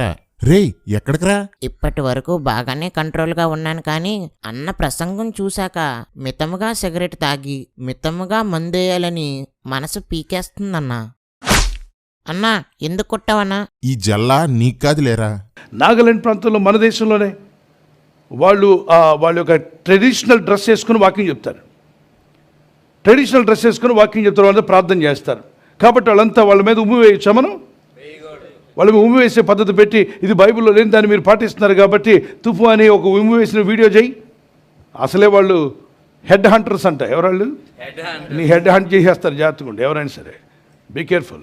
రోజులు మారిపోయి అంటే ఏంటో అనుకున్నాను. నిజమే, ఒకప్పుడు మిషనరీలు అనాగరిక ప్రజల దగ్గరికి వెళ్లి సువార్త చేసి నాగరికత నేర్పించి మామూలు మనుషుల్లాగా మార్చేవారు. కానీ ఇప్పటి పాస్టర్లు, సేవకురాళ్ళు అందాల కోసం ఆరాటపడి నైతిక విలువలను వదిలేసి అనాగరికుల్లా తయారవుతున్నారు. భయ్యా, వాళ్ళ ట్రెడిషన్లోకి మనం వెళ్ళాలా, బైబిల్ ట్రెడిషన్లోనికి వాళ్ళని తీసుకురావాలా? సరే భయ్యా, నువ్వు అన్నట్లే అనుకుందాం. నువ్వు గనక ఈ జాతి వాళ్ళ దగ్గరికి వాక్యం చెప్పడానికి వెళ్తే ఇలా వెళ్తావా లేక ఇలా వెళ్తావా? అదే ట్రైబ్ నుండి నీ సంఘానికి ఒక స్త్రీ వాక్యం చెప్పడానికి వస్తే ఇలా రాణిస్తావా లేక డ్రెస్సింగ్ మార్చమంటావా? ఇలా ఉండటం వీళ్ళ ట్రెడిషన్. సో వాళ్ళ ట్రెడిషన్కి ఒప్పుకోవలసిందే, లేకుంటే వాళ్ళు హెడ్ హంటర్స్ కాబట్టి నీ హెడ్ లేపేస్తారు. ఒక దైవ సేవకుడిని పెద్దవాడైనా ఒకవేళ నీకు నచ్చనివేవో ఆయనలో ఉండొచ్చు.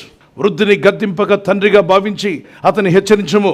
అతన్ని గద్దించడానికి లేదు, నీకు పర్మిషన్ ఇవ్వట్లా బైబిల్. ఇక్కడ వృద్ధులెవరూ లేరు భయ్యా, అందరూ 18 సంవత్సరాల వాళ్ళే, నల్లని జుట్లు, నొన్నని చర్మాలు.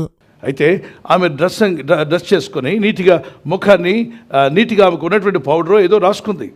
దానికి నువ్వు ఎందుకు తప్పు పట్టాలి? ఆమె వాళ్ళ స్త్రీలు రెడీ అయినప్పుడంతా కూడా వాళ్ళు పాపానికి రెడీ అవుతున్నట్టుగా భావిస్తే నువ్వు దౌర్భాగ్యుడు అవుతావు. అబ్బబ్బబ్బా, జడలు అల్లారు, బొగ్గలకు రంగులు పూశారు, పెదాలకి లిప్స్టిక్ వేశారు. దీన్ని పౌడర్ అనరో, శుభ్రం అనరో, నీట్నెస్ అనరు భయ్యా, మేకప్ అంటారు. హైదరాబాద్ శకంరా.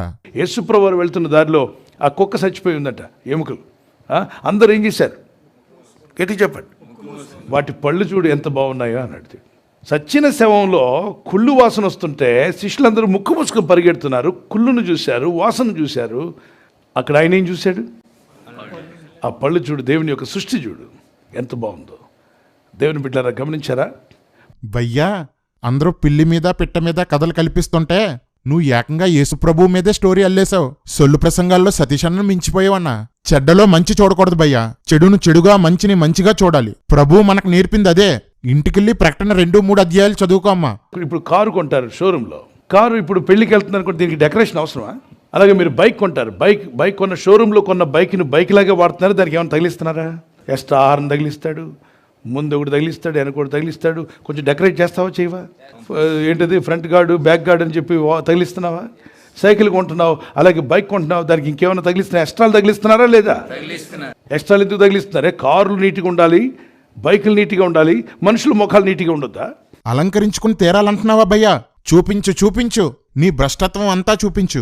వస్తువులకి అవసరమైన మాత్రమే తగిలించే వాళ్ళు కూడా ఉంటారు భయ్యా. మీ గంగిరెద్దులు బుడగలో బోర్లో తగిలిస్తారేమో, మరి మనం కూడా తగిలించుకోవచ్చు భయ్యా. టైం చూడడం కోసం వాచి పెట్టుకోవచ్చు, కాళ్లకు ప్రొటెక్షన్ కోసం చెప్పులు వేసుకోవచ్చు, వర్షం మీద పడకుండా గొడుగు వాడుకోవచ్చు. అంతేగాని అనవసరమైనవి తగిలించుకోకూడదు భయ్యా. పెళ్లిళ్ళకు వెళ్తున్నప్పుడు డెకరేషన్ చేసుకుని విపరీతమైన ఖర్చులు. ఒక శుభకార్యం జరిగింది, కొంతవరకు ఏర్పాటు చేసుకున్నారు, వారి స్తోమతను బట్టి కొన్ని ఏర్పాటు చేసుకున్నారు.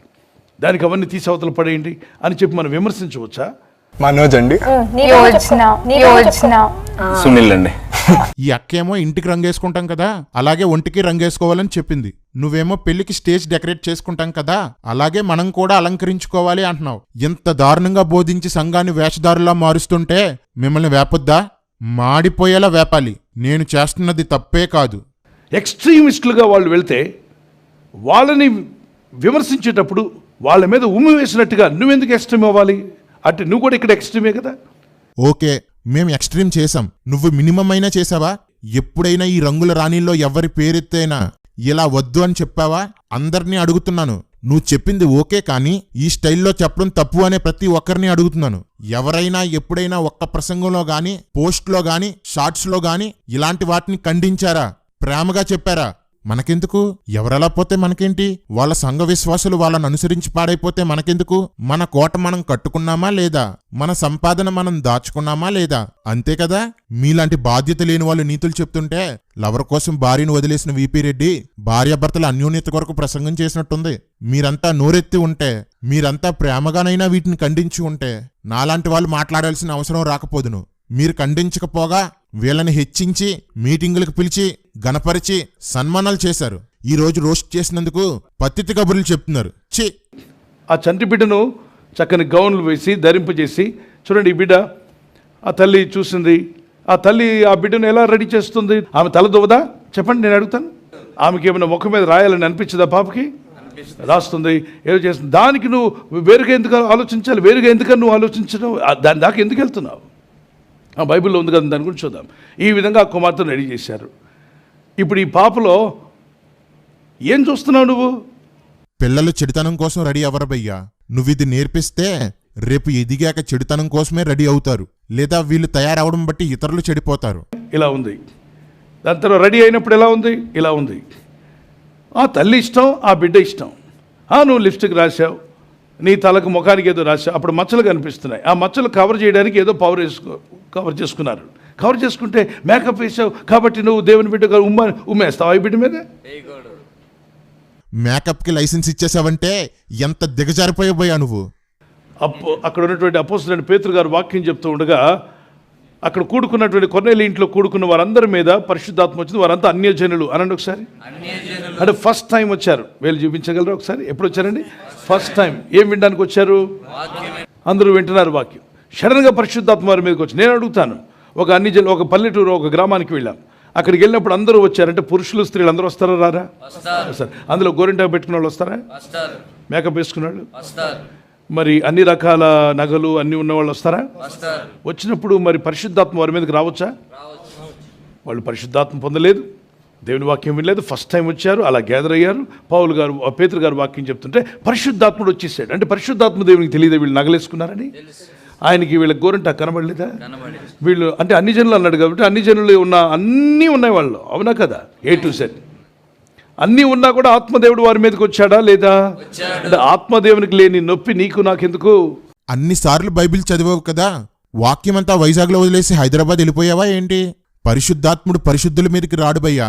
పాపులను పరిశుద్ధులుగా మార్చడానికి వస్తాడు, పాపాలు ఒప్పించడానికి, మార్పు కలిగించడానికి వస్తాడు. చూడండి ఎంత హీనమైన ప్రసంగం చేస్తున్నాడో. అక్కడికి త్రాగుబోతులు వ్యభిచారులు కూడా వచ్చుంటారు, అవి కూడా తప్పు కాదనమాట.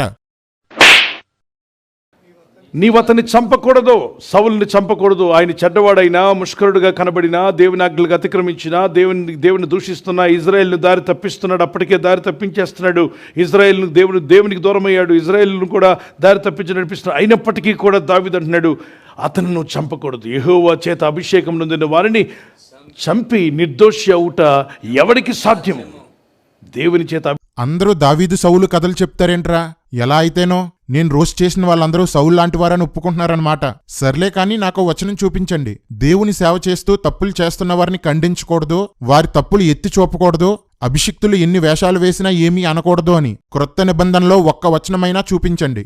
దావీదు సౌలును వదిలేయడం అనేది అతని వ్యక్తిత్వం, అది ఆజ్ఞ కాదు. పవిత్రులకు అన్ని పవిత్రములే, అపవిత్రం గలవాడికి అన్నీ అపవిత్రములే. ఇప్పుడు అపవిత్ర చూపు గలవాడు ఎవరినైనా అపవిత్రంగానే చూస్తాడు, ఎలా ఉన్నా అపవిత్రంగానే కనిపిస్తాడు. పవిత్రులకు అన్నీ పవిత్రములే. పవిత్రంగా భావించేటువంటి మనసు ఉన్నప్పుడు ఆ స్త్రీ ఎక్కడ నీ ముందు నిలబడినా ఆమె పవిత్రురాలుగా నువ్వు భావించాలి. అంటే పవిత్రాలంటే నీ మనసులో పవిత్రత ఉన్నప్పుడు వాళ్ళు చూసినప్పుడు కూడా ఎలా భావిస్తావు? పవిత్రులకు మందు పవిత్రమే, వ్యభిచారము పవిత్రమే, అన్ని పవిత్రములే. సూపర్ భయ్యా, లైఫ్ చేంజింగ్గా మజాకానా. అనేక రకాలైనటువంటి డెకరేషన్స్తో వచ్చి ప్రజలు నడుస్తూ ఉంటారు. అందరిని చూసి మనం పాపలం అయిపోతామా? నువ్వెందుకు అవ్వాలి? వాళ్ళు రకరకాల మనుషులు ఉంటారు. అయితే సంఘంలో నిలబడినప్పుడు ఒక మితము అనే దాన్ని పాటించాలి. మితంగా ఉండాలంటావు, ఎలా ఉన్నా తప్పులేదంటావు. హైదరాబాద్ శకంరా. ముఖములకు మెరుగునిచ్చు తైలం అని బైబిల్లో రాయబడింది. 104వ కీర్తన 15వ వచనంలో మనం ఇందాక చదువుకున్నాం. నరుల హృదయమును బలపరచు ఆహారమును ఆయన పుట్టించున్నాడు. ముఖములకు మెరుగునిచ్చు తైలం అనండి. ఒకసారి ముఖమే చేయబెట్టండి. ముఖములకు మెరుగునిచ్చు తైలము అంటే ముఖాలకు మెరుగునిచ్చే తైలాన్ని ఎవరు పుట్టిస్తున్నారు? మాట్లాడండి. దేవుడే పుట్టిస్తున్నాడు కదా. ఆ తైలం ఏదో ప్రభు అక్కడ రాసుంటే అందరూ వరుస పెట్టి బిజినెస్ చేస్తుండేవాళ్ళు. దేవుడు అక్కడ రాయిలా, దేవునికి స్తోత్రం. కానీ ముఖానికి మెరుగునిచ్చే తైలం అనేది ఒకటి ఉందన్నారు, అవునా? మరి ఆ తైలము స్త్రీలు రాసుకోవచ్చు, వాళ్ళ ముఖం మెరుగ్గా ఉండాలని. పురుషుల్లో కొంతమంది రాసుకోవచ్చు, ఎవరో ఒకళ్ళు కొంత లవ్లీలు రాసుకునే వచ్చి ఉంటారు, అవునా కదా? వాళ్ళు ముఖం మెరుగ్గా కనబడడానికి దేవుడే ఆయిల్ పుట్టిస్తే నువ్వు వద్దంటావేంటి? ఎందుకు భయ్యా వాక్యాన్ని ముక్కలు చేసి చూపుతో? పూర్తి వచనం ఇదిగో. ఇక్కడ వచనమంతా తినే ఆహారం కోసమే వ్రాయబడింది. తైలం అంటే తినే ఆహారంలో వాడే వంట నూనె భయ్యా, ఫేస్ ప్యాక్ కాదు. బైబిల్లో తైలాన్ని ఆహారానికి, అభిషేకానికి, ప్రార్థనకు మాత్రమే వాడారు భయ్యా, మేకప్కి వాడలేదు. మేకప్కి రంగులు వాడారని వ్రాయబడింది. వాడికి ప్రసంగం చేయడం రాదు, దేవుని వాక్యాలు తిన్నగా చెప్పి 10 ఆత్మలు రక్షించడం రాదు. ప్రతి సేవకుడిని దూషిస్తారు, ప్రతి సంఘాన్ని దూషిస్తారు, ప్రతి సంస్థను దూషిస్తారు. వాళ్ళకి ఎప్పుడు ఏం కనిపిస్తాయి? కోడిగుడ్డు మీద ఏకలే కనిపిస్తాయి. అదే భయ్యా, బయటనే నశించిపోయే ఆత్మలను తెచ్చి సంఘంలో నాశనం చేస్తున్నారు. నేను వాళ్ళ కోసం పని చేస్తున్నాను. నయోమి అంటుంది, నన్ను నయోమి అని పిలవకండి, ఏమని పిలవమంది? మారా. అంటే ఏంటి? అంటే అదొక ఆజ్ఞ కాదు, అదేమన్నా పాటించాల్సిన మాట ఏంటి చెప్పాలి? అది దేవుని బైబిల్లో ఉంది కాబట్టి మనమంతా కూడా మారా అని పిలవమని చెప్పుకోవాలా? స్త్రీలందరూ కూడా నన్ను నయోమి అని పిలవకండి, నన్ను మారా అని పిలవండి అని ప్రతి స్త్రీ చెప్పాల్సిన అవసరం ఉందా? లేదు. అది ఏమని ఇవ్వబడింది? అది బైబిల్లోనే రాయబడింది, కానీ అది అందరూ పాటించడానికి రాయబడలేదు. కానీ ఆమె పరిస్థితి అక్కడ చెప్పుకుంది. నయోమి ఆజ్ఞలు ఎందుకు ఇస్తుంది భయ్యా? నీ దిక్కుమాలిన ఉదాహరణలో నువ్వును అడ్వైస్ అనే ఒక విషయంలోనికి గంగిరెద్దుల్ని తీసుకురావడానికి సంబంధం లేకుండా ఎలా మాట్లాడుతున్నాడో చూడండి. అపోస్తలుడైన పౌలు ఈ మాట వాడాడు, ఇది నా తాత్పర్యమే కానీ దేవుని ఆజ్ఞ కాదు అన్నాడు. అది కూడా కొరింథీ పత్రికలో రాశాడు, ఇది నా తాత్పర్యము, ఇట్ మై అడ్వైస్. కరెక్ట్ భయ్యా. ఎక్కడైతే హితోపదేశం, తాత్పర్యం లేదా అడ్వైస్ చెప్తాడో అక్కడ ఇది నా తాత్పర్యం మాత్రమే అని చెప్తాడు. అలా చెప్పని ప్రతిదీ ఆజ్ఞే, ఆజ్ఞాతిక్రమణ పాపమే. ఇదే విధంగా అపోస్తలుడైన పేతురు గారు కూడా సలహాలు ఇచ్చారు. అబ్రహాము యొక్క భార్య సారా తన భర్తను యజమానుడా అని పిలిచింది. చెప్పండి, ఏమని? ఇప్పుడు స్త్రీలు ఎంతమంది తమ భర్తను యజమానుడా అని పిలుస్తున్నారు? నిజం చెప్పండి. స్త్రీలందరి మీద మీరు కరెక్ట్ కాదని మనం ఖండించడానికి అవకాశం ఉందా? లేదు. పేతురు సారా పిలిచిందని చెప్పాడు, అందరూ అలా పిలవాలని ఆజ్ఞాపించలేదు. కానీ లోబడి తీరాలని చెప్పడం కోసం సారా ప్రస్తావన తీసుకొచ్చాడు. మరియు స్త్రీలు అనుకోయు స్వస్థబుద్ధియు గలవారయుండి తగుమాత్రపు వస్త్రముల చేతనే గాని జడలతోనైనను, బంగారముతోనైనను, ముత్యములతోనైనను, మిగిలి వెలగల వస్త్రములతోనైనను అలంకరించుకొనక అని ఉంది. కాబట్టి అలంకరించుకోవద్దు. ఇది ఆజ్ఞ. ఇది ఆజ్ఞగా ఇవ్వబడిందా, ఒక అడ్వైస్గా ఇవ్వబడిందా? ఏంటి చెప్పాలి? హే గంగిరెద్దులారా, అడ్వైస్ అని దేనిని బట్టి చెప్తున్నారు మీరు? అక్కడ పౌలు చెప్పాడా ఇది నా తాత్పర్యమని? గుడ్డోడికి త్రోవ చూపడం అంటే ఇదే.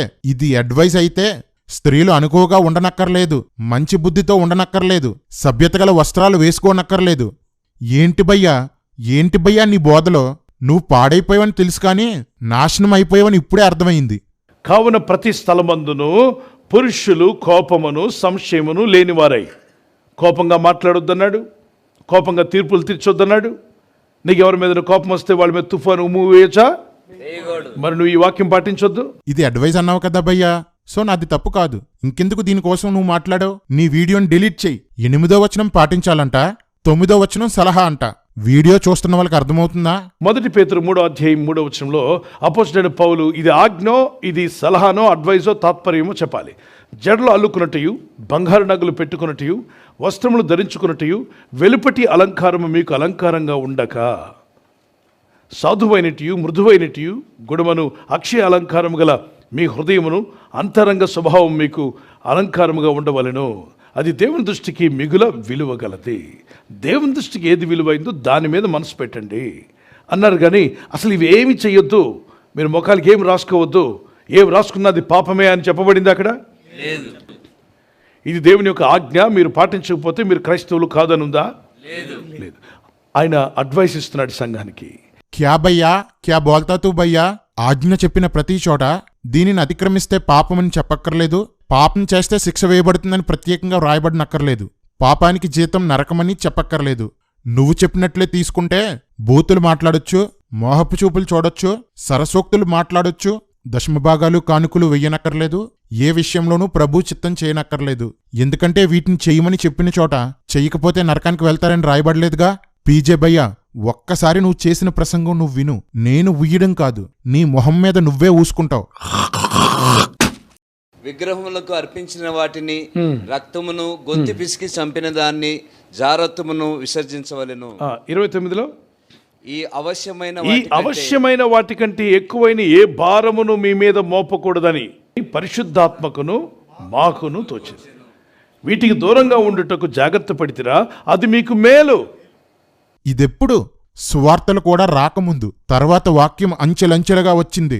దానిని సంఘాల్లోకి తీసుకెళ్లి బోధించారు, పత్రికలుగా వ్రాసి సంఘానికి పంపించారు. ఇప్పుడు క్రొత్త నిబంధనలో ఉన్న ఆజ్ఞలన్నీ మనం పాటించి తీరాలి. ఈ 4 ముఖ్యం అన్నవ కదా. ఈ మధ్యన కొందరు బుర్ర తక్కువ పాస్టర్లో పదే పదే ఈ వచనాన్ని వాడుతున్నారు. అసలిది ఏ సందర్భంలో వ్రాయబడిందంటే, యోధా ప్రాంతం నుండి ధర్మశాస్త్రాన్ని పాటించువారు అన్యుల నుండి మారుమనసు పొందిన సంఘం దగ్గరకు వచ్చి ప్రభువును నమ్ముకున్న వాళ్ళను కూడా ధర్మశాస్త్రం పాటించాలని బోధించారు. అప్పటికి కనీసం మత్తయి సువార్త కూడా రాయబడకపోవడం వలన సంఘానికి ఏం పాటించాలో తెలియక ప్రతి బోధను నమ్మేసేవారు. అందుకే అపోస్తులు అన్యజనుల్లో నుండి క్రీస్తులోనికి వచ్చిన వారికి ఈ లేఖ రాసి పంపించారు. ఆ తర్వాత సువార్తలు, పత్రికలు రాయబడ్డాయి. అందులో ఉన్న 2 వచనాలు చూపిస్తాను చూడండి.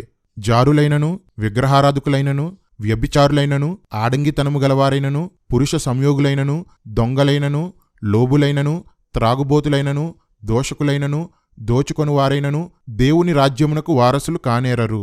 శరీర కార్యములు స్పష్టమయ్యున్నవి: జారత్వము, అపవిత్రత, కాముకత్వము, విగ్రహారాధన, అభిచారము, ద్వేషములు, కలహము, మత్సరములు, క్రోధములు, కక్షలు, భేదములు, విమతములు, అసూయలు, మత్తతలు, అల్లరితో కూడిన ఆటపాటలు మొదలైనవి.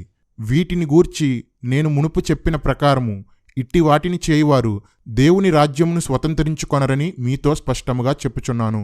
దేవుని రాజ్యానికి వెళ్ళరంటే ఎక్కడికెళ్తారు భయ్యా? నరకానికి కాదా? ఆ 4 పాటిస్తే చాలు అంటున్నావు, మరి వీటన్నిటినీ పాటించాల్సిన అవసరం లేదా భయ్యా? అది మీకు మేలు. ఒకవేళ జాగ్రత్త పడకపోతే అది మీకు నరకము అన్నాడా? అనలేదు. ఏది మేలో చెప్పబడింది. మేలైన దాన్ని ఎరిగి అలా చెయ్యకపోతే పాపం కాదా? పాపానికి శిక్ష నరకం కాదా? నువ్వు ఏం మాట్లాడుతున్నావో ఈ గంగిరెద్దులకి ఎలాగో అర్థం కాదు. కనీసం నీకైనా అర్థమవుతుందబ్బయ్యా? లేక ఆ విగ్గులాంటి జుట్టు కింద ఉన్న చిన్న మెదడుకు దెబ్బ ఏమైనా తగిలిందా? అన్నా, అది జుట్టు అంటావా, విగ్ అంటావా? అది ఇజబెల్ మేల్ వెర్షన్లో చెప్తాన్రా, అప్పటిదాకా suspense. No man is perfect. ఈ భూమి మీద ఏ సేవకుడు, ఏ సంఘం పర్ఫెక్ట్ చెప్పండి. పర్ఫెక్ట్గా ఉన్న సంఘానికి వెళ్దాం, బయలుదేరండి. సంఘాన్ని పర్ఫెక్ట్ చేయకపోతే మీరెందుకు భయ్యా? దశమ భాగాలతో లగ్జరీ కారుల్లో తిరగడానిక? సంపూర్ణులే పరలోకం వెళ్తారని నీకు తెలీదా? పాపాన్ని ప్రోత్సహిస్తున్నావే, నీకు మనస్సాక్షి చచ్చిపోయిందా? ఆదిమ సేవకులు సంఘాన్ని పరిపూర్ణులుగా చేయడానికి కన్నీటితో బోధిస్తే, నీలాంటి వాళ్ళు సంఘాన్ని నాశనం చేయడానికి కన్నింగ్గా బోధిస్తున్నారు. ఆమె ముఖం ఆ విధంగా ఉంది. తర్వాత కొంచెం ముఖం మీద ఏమో రాసుకుంది, ఆ మచ్చలే కనబడకుండా. ఆమెను మనం విమర్శించవచ్చా? డొక్క తీసి డోలు కడతాడు, జాగ్రత్తగా ఉండు. ఆమె మరి అలా ఎందుకు వేసుకుందంటే, నీకెందుకు రోగం, కళ్ళు మూసుకో నీకు కావాలంటే. ఆమె తన ముఖం మీద ఉన్న మచ్చలు, తన ముఖం మీద అగ్లీగా ఉంది కాబట్టి కొంచెం రాసుకుంది. అగ్లీగా ఉందా? దేవుడి మన అగ్లీగా చేశాడా? ఏంటి భయ్యా దేవుని సృష్టికి వంకలు పెడతావు? నీకు అగ్లీగా కనబడుతుందని చెప్పు, ఆమె అగ్లీగా ఉందని చెప్పకో. అగ్లీ అంట అగ్లీ. దేవుని చేతులు చేసిన రూపం ఇది. మనుషుల చేతులు మార్చిన రూపం ఇది. నీకిది నచ్చిందన్నమాట. అలాగే ఒళ్ళు కనబడే డ్రెస్సులు వేసుకోవద్దు ఏ స్త్రీ కూడా అని చెప్పి చిన్న బిడ్డల్ని చర్చికి తీసుకొస్తుంటారు. వాళ్ళకి గౌన్లు రకరకాలు కొడుతుంటారు షాప్లో. వాళ్ళు బర్త్డే రోజున పాపని డెకరేట్ చేసి పెట్టారు అక్కడ. ఆ తల్లికి తన బిడ్డను రెడీ చేసుకునే బాధ్యత ఉంది. వాళ్ళ ఇంట్లో వాళ్ళు బంధువులు ఎవరో డ్రెస్ ఇచ్చారు. చిన్న పాప స్లీవ్లెస్ కనిపిస్తుంది. ఇక్కడ ఈ చెయ్యి కనిపిస్తుంది. చెయ్యి కనిపించినంత మాత్రం అపవిత్రురాలు అయిపోయిందా? నీ కళ్ళు ఏం కళ్ళురా బాబు. చిన్నప్పుడు ఏది నేర్పిస్తే ఎదిగాక అదే చేస్తారు భయ్యా. చిన్నపిల్లలు పౌడర్ రాసుకున్న దానికోసం మాట్లాడుతూ పెద్దవాళ్ళ మేకప్ను వెనకేసుకొస్తున్నావు. చిన్నపిల్లల స్లీవ్లెస్ కోసం చెప్తూ పెద్దవాళ్ళ అసభ్య వస్త్రధారణను వెనకేసుకొస్తున్నావు. సత్యం నుండి సంఘాన్ని తప్పించడానికి, నీ కూతుర్ని సమర్థించడానికి చిన్నపిల్లలను అడ్డుపెట్టుకుంటున్నావే. నీకన్నా చెత్త బోధకుడు ఎవరుంటారు? తల వెంట్రుకల మీద డై వేసుకుంటే పాపమట్టు కదా. పాపమా? ఓకే. చెవు వినపడకపోతే ఏం పెట్టావు? చెవు వినపడడానికి ఏదో యంత్రం పెట్టావు. పన్ను ఊడిపోతే ఏం పెట్టావు? పళ్ళు పెట్టావు. కళ్ళు సరిగా కనబట్టలా ఏం పెట్టావు? కళ్ళతో పెట్టావు. తల నెరిసిపోయింది ఏం కొట్టావు? రంగు. ఇప్పుడు డ్రెస్ వేసుకున్నావు, అది వేషధారణ. చెప్పులు వేసుకున్నావు, నువ్వు ఎత్తుకన్నా 1 ఇంచు ఎత్తుగా కనిపిస్తావు. అవునా కదా? చెప్పులు తీసేసి నడవమంటావా? స్టీఫెన్ పాల్ ప్రసంగాలు సేవ మానేసి తాబేళ్లకు తలదువ్వి ముసళ్ళకి మేసాలు దువ్వు. అందుకు తప్ప నువ్వెందుకు పనికిరావు. నువ్విలా వరస్ట్ ప్రసంగాలు చేసి నీ కొడుకు భవిష్యత్తు నాశనం చేయకు. చక్కగా వాక్యం చెప్తున్నాడు, అతనికి చెత్త మార్గం వెయ్యకు. తలకి రంగుని చెప్పులతో పళ్ళతో పోలుస్తావా? దాహం వేస్తే మంచినీళ్లు త్రాగడానికి, మదమెక్కి మద్యం త్రాగడానికి తేడా లేదా? పన్ను ఊడిపోతే కట్టించుకోవడం అవసరత, చెప్పులు వేసుకోవడం అవసరత. మరి రంగేంటి? అవసరత, అందం కోసం ఆరాటమా? ముసలి వెంట్రుకలు కనబడకూడదని షేవ్ చేసుకుంటూ, రంగులేసుకుంటూ, జుట్టో విగ్గో తెలియని హెయిర్ స్టైల్తో తిరుగుతున్నావు. నీ హెయిర్ స్టైల్ చూసి మీ చర్చిలో నీ మీద జోకులేసుకుంటున్నారు. నువ్వు రంగేసుకుంటున్నావు కాబట్టే రంగులేసుకోవడం తప్పు కాదంటున్నావు. రంగులు వేసుకోవడం తప్పు కాదట, రంగురంగులు తప్పట. నోటికొచ్చినట్లల్లా వాగడం, ఈ గంగిరెద్దులు తల ఊపడం, దేనికి వచనాలు మాత్రం చూపించడు. వయసు పెరగడం వల్ల వచ్చే తలనెరుపు దేవుడి సృష్టి ధర్మం. అది దేవుని ఉద్దేశ్యం. దాన్ని మనుషులు మార్చనేకూడదు. దేవుడే తెల్ల జుట్టుతో ఉన్నాడు, నీకెందుకయ్యా బాధ? ఇదిగో ఈ జెర్మియా గారిలాగా రంగేసుకోవడం మానే. చూడెంత నేచురల్ గా ఉన్నారో. రంగులేసుకున్నది కాక సమర్థిస్తావా? సిగ్గుపడు. బైబిల్కి దేవునికి ద్రోహం చేస్తున్నందుకు సిగ్గుపడు. సంగమా, తలనెరుపు ముసలి వాళ్ళకి కిరీటమని బైబిల్ చెప్తుంది. మీ కిరీటాన్ని ఇలాంటి దొంగోళ్ళు ఎత్తుకుపోకుండా జాగ్రత్తగా కాపాడుకోండి. లేచిన ప్రతి స్త్రీ కూడా ఆమె మొహం కడుక్కుంటుంది, ఆమె స్నానం చేస్తుంది, ఆమె తల సరి చేసుకుంటుంది, ఆమె ముఖానికి ఏదో ఒకటి రాసుకుంటుంది. ఏమంటే ముఖానికి ఏం రాయకూడదండి? ముఖానికి ఏం రాస్తుంది? పాపమేనండి. అవునా? ఉందా బైబిల్లో? ముఖమునకు అలంకరించుకున్న వారు నరకానికి పోవుదురనే ఒక్క వాక్యం చూపించు నాకు. మేకప్ అంటే వెలుపటి అలంకరణ కాదా?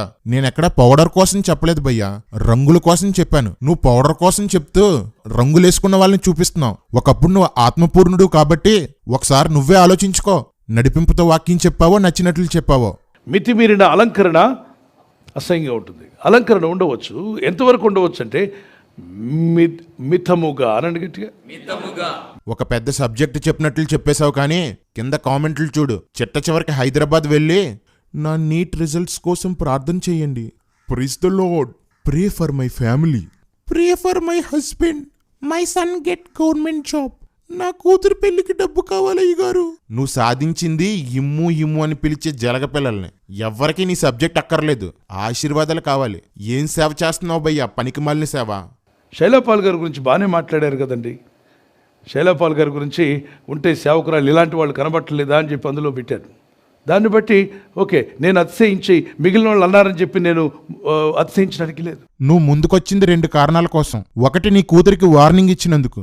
రెండోది, యెజబెల్ నెక్స్ట్ పార్ట్ లో నిన్ను గాని రోస్ట్ చేస్తామేమో అని. కబుర్లు మాత్రం ఎలా చెప్తున్నాడో భయ్యా. ఎస్, శైలపాల్ గారు లిమిట్గా ఉంటారు. ఆమెకున్న డెడికేషన్ అలాంటిది. ఆమె కూడా ఒకప్పుడు నగలంటే ఇష్టమే, కానీ ప్రభువు ఆ పరిశుద్ధాత్మ తాకబడినప్పుడు అవన్నీ వద్దని తన హృదయంలో అనిపించింది. తనకు అవన్నీ వద్దనిపించింది. దేవుని వాక్యమును కలిగి ఉంటే చాలనిపించింది. ఏంటి భయ్యా, నాకన్నా దారుణంగా రోస్ట్ చేస్తున్నావు వీళ్ళని?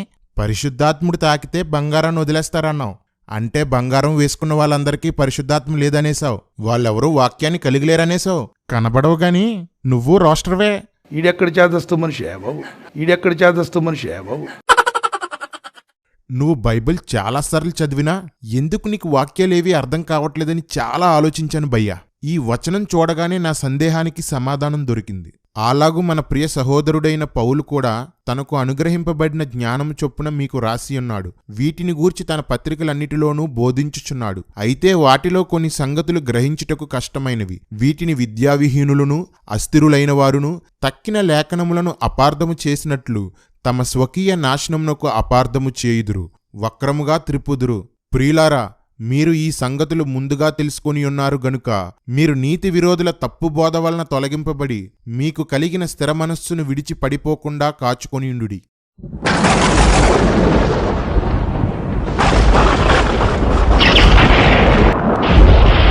చెట్టు జారి కింద పడి గుండె పలికి సస్తావు, ఇక్కడ అంబులెన్స్ కూడా లేదు అని అరుస్తున్నాయట. ఎవరు? కప్పలు నరుస్తుంటాయి. బాగా పైకి వెళ్ళిపోయింది.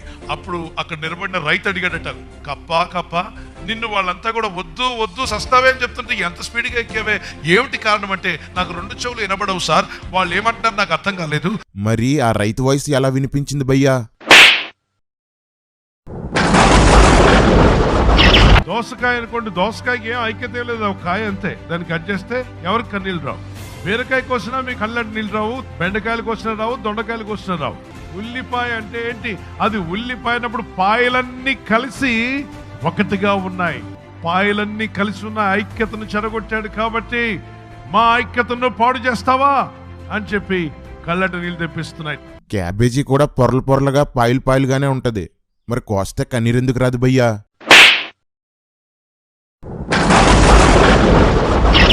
ఇప్పుడు అందరూ ఆ ఇల్లుగా శుభకార్యం కాబట్టి శంకుస్థాపనకు వచ్చారు. ఏమిటి ప్రార్థన అన్నారు, కొబ్బరికాయ లేదు, కనీసం శనగపప్పు లేదు, ఆ కొబ్బరికాయ ఇది టెంకాయ ఇది అని. సో వాళ్ళందరూ ఇష్టపడుతున్నారు కాబట్టి టెంకాయ దేవుడు చేసిందే కదా, సో 4-5 కొట్టండి, తప్పేంటి? యేసు నామంలో ప్రభువానికి స్తోత్రం అని చెప్పి పక్కన కొడతారో దానిలో కొడతారో, మీరు పగలగొట్టి ఇప్పుడు బెల్లమో ఏదో వేసి శనగపప్పు కూడా వేసి ఇవ్వండి, నా అందరికి పంచండి, మీరేం తప్పు చేయలేదు అక్కడ. అన్యజనుల ఆచారాలు అభ్యసించొద్దని, అన్యజనుల వలె నడుచుకోవద్దని, అన్యజనుల ఇష్టాలను నెరవేర్చొద్దని బైబిల్ చెప్పట్లేదా?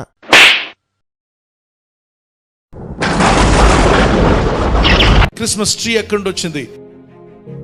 జీవవృక్ష ఫలానికి మన వారసులమని చెప్పడానికి ఒక సాదృశ్యంగా ప్రకటన 22:1-4 వరకు యేసుక్రీస్తునందున్న వారందరికీ జీవవృక్ష ఫలాన్ని తినిపిస్తాడు. ఇది ఒక సాదృశ్యం. ఏంటో సాదృశ్యం? యెహోవా యందు భయభక్తి కలిగి వాక్యమందు ఆనందించేవాడు, దివారాత్రులు ధ్యానించేవాడు, నీటి కాలంలో ఎవరు నాటబడినదే ఆకు వాడక తన కాలమందు ఫలమిచ్చే. అలా ఎందుకు అనుకోకూడదు? 1వ కీర్తనలో ఫలించే చెట్టుగా. క్రిస్మస్ ట్రీ ఫలం ఎక్కడిస్తుంది భయ్యా? ప్లాస్టిక్ ట్రీకి ఆకెందుకు వాడిపోతుంది భయ్యా? ఇది నీ సేవకి సాదృశ్యం భయ్యా. ఫలం లేని సేవ, జీవం లేని పరిచర్య. ఎలాంటి వాడివి ఎలా అయిపోయావు? పాపాన్ని ఎలా ఖండించేవాడివి? ఇప్పుడెందుకు ఇలాంటి బోధలు చేస్తున్నావు? ఆశీర్వాదాల బోధలు చేస్తే ఆన్లైన్లో రాలే కాసులకి నీ పిలుపును అమ్మేసుకున్నావు.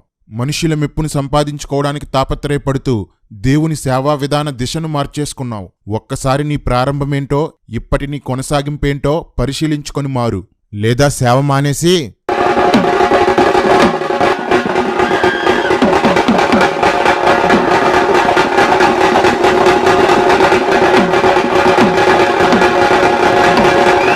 It is his work, it is his judgement. So తీర్పులు ఎవరు తీర్చమాకండి. Judgement is there in almighty God's hand. నీకెవరిచ్చారా పోస్ట్? అసలు నన్ను ప్రశ్నించడానికి మీకెవరు హక్కు ఇచ్చారు? కామెంట్లలో ఇదే, లైవ్ డిబేట్స్లోనూ ఇదే. సోకాల్డ్ బోధకులు, క్రిస్టియన్ లీడర్సు అందరూ బుర్రపెట్టి వినండి. వ్యక్తిగతంగా సువార్త చేసేటప్పుడు విగ్రహారాధన పాపం, పాపానికి జీతం మరణం, నరకమని చెప్తాం. అది తీర్పు తీర్చడం కాదా? ఒకడు మందు తాగుతుంటే ఇది పాపము అని చెప్తాం. అది తీర్పు తీర్చడం కాదా? దొంగతనం, వ్యభిచారం పాపము అని చెప్తాం. ఇదంతా తీర్పు తీర్చడం కాదా? సువార్తలో తీర్పుంది, సంఘ ప్రసంగాల్లోనూ తీర్పుంది. నా వీడియో తీర్పు తీర్చడం అయితే మీ ప్రసంగాలన్నీ తీర్పు తీర్చడం కాదా? ఈ వచనాల్లో పౌలు తీర్పు తీర్చలేదా? పేతురు తీర్పు తీర్చలేదా? ఏమీ తెలియకుండా ఎలా పాస్టర్లయ్యారు మీరంతా? మనం తీర్పు తీర్చొచ్చు. ఇవిగో వచనాలు. దేవుని వాక్యాన్ని చూపి ఆ వాక్యంతో తీర్పు తీర్చొచ్చు. మన సొంత ఇష్టాల్ని, అయిష్టాలను బట్టి తీర్పు తీర్చకూడదు. దేవుడు అంతటా అతనే, నేను భూలోకానికి ఏ మానవుడిని తీర్పు తీర్చడానికి రాలేదు అని సమాధానం చెప్పారు. యేసుక్రీస్తు తీర్పు తీర్చడు భయ్యా, ఆయన నోటి మాటే తీర్పు తీరుస్తుంది. నేను ఒక్క చోట కూడా నా మాటలను బట్టి తీర్పు తీర్చలేదు. వాక్యాన్ని చూపించే మాట్లాడాను. నిష్ఫలమైన అంధకార క్రియల్లో పాలివారై ఉండక అని చెప్పి ఆపేయలేదు దేవుడు. వాటిని ఖండించుడి అని చెప్పాడు. ఎవరి పని వాళ్ళు చూసుకుంటారు, దేవుడే తీర్పు తీరుస్తాడు, నీకెందుకంటూ దద్దమ్మ కబుర్లు చెప్పే వాళ్ళంతా భారం లేని వాళ్ళు, వాక్యం ఎరగని వారు. సంఘక్షేమం కోరుకునేవారు సంఘంలో ఉన్న లోపాలను దిద్దుతారు, తప్పుల్ని ఖండిస్తారు. వీళ్ళను అవమానించారు అంటున్నారే, వీళ్ళ పనుల వలన వీళ్ళ బోధల వలన క్రీస్తు నామం ఎంతగా దోషణ పాలవుతుందో ఎవరు ఆలోచించరా? సంఘంలో ఒక వ్యభిచారు ఉన్నాడని వాడిని సంఘంలో నుండి వెలివేయాలని పౌలు చెప్పాడు. అలా చేయడం అవమానించడం కాదు, ప్రక్షాళించడం. నేను చేస్తున్నది అదే, ప్రక్షాళన. ఈ ప్రక్రియలో రోస్ట్ చేయబడిన వాళ్ళు మారితే గౌరవిస్తాం, దూషిస్తే భరిస్తాం. ఊపిరి ఆగే వరకు మాత్రం దోపిడీదారుల్ని, వ్యభిచారుల్ని, మోసగాళ్ళని, దుర్బోధకుల్ని, స్వార్థపరుల్ని, గర్విష్ఠుల్ని, లోకస్నేహం చేసే యెజబెల్ దయ్యాల్ని వేపుతూనే ఉంటాం. పాపం విపరీతమైనప్పుడు విపరీత పదాలే వాడాల్సి వస్తుంది. చేగోడి, మూర్తిరాజు వీళ్లంతా పైపైకి కనిపిస్తున్న వాళ్లే. వీళ్ల వెనక చాలా మంది ఉన్నారు. మాఫియా డాన్లు, గోండా పాస్టర్లు, బ్లాక్ మనీ దాచేసుకుంటున్న వాళ్ళు, రాజకీయాలు చేసేవాళ్ళు, కర్కస్సులు, సైగ చేస్తే చంపి పాడేసే వాళ్ళని మేపుతున్న పాస్టర్లు ఉన్నారు. నేను ఢీ కొంటున్నది వాళ్లతో అని నాకు తెలుసు. నేను దొరికితే డిబేట్లకి కూర్చోబెట్టరు, పోలీస్ స్టేషన్కి తీసుకువెళ్లరు. నన్నేం చేస్తారో ఊహించగలను. అన్నింటికీ తెగించే అడుగు వేశాను. సంఘాన్ని రోమన్ క్యాథలిక్లు మింగేసినప్పుడు, ప్రొటెస్టెంట్లు పోరాడితే, రక్తాన్ని చిందిస్తే, ప్రాణాలు త్యాగం చేస్తే, అప్పుడు క్యాథలిక్కుల నుండి నిజ సంఘతరం బయటికి వచ్చింది. వారే లోదరన్లు. లోదరన్లు చల్లారిపోయి ఆచారాలు పద్ధతుల్లో కూరుకుపోయి సంఘాన్ని మింగేసినప్పుడు మళ్లీ పోరాటాలు ప్రారంభమయ్యాయి. ఎందరో అణచబడ్డారు, వెలివేయబడ్డారు. చివరికి మరో నిజ సంఘతరం బయటికి వచ్చింది. వారే బాప్టిస్టులు.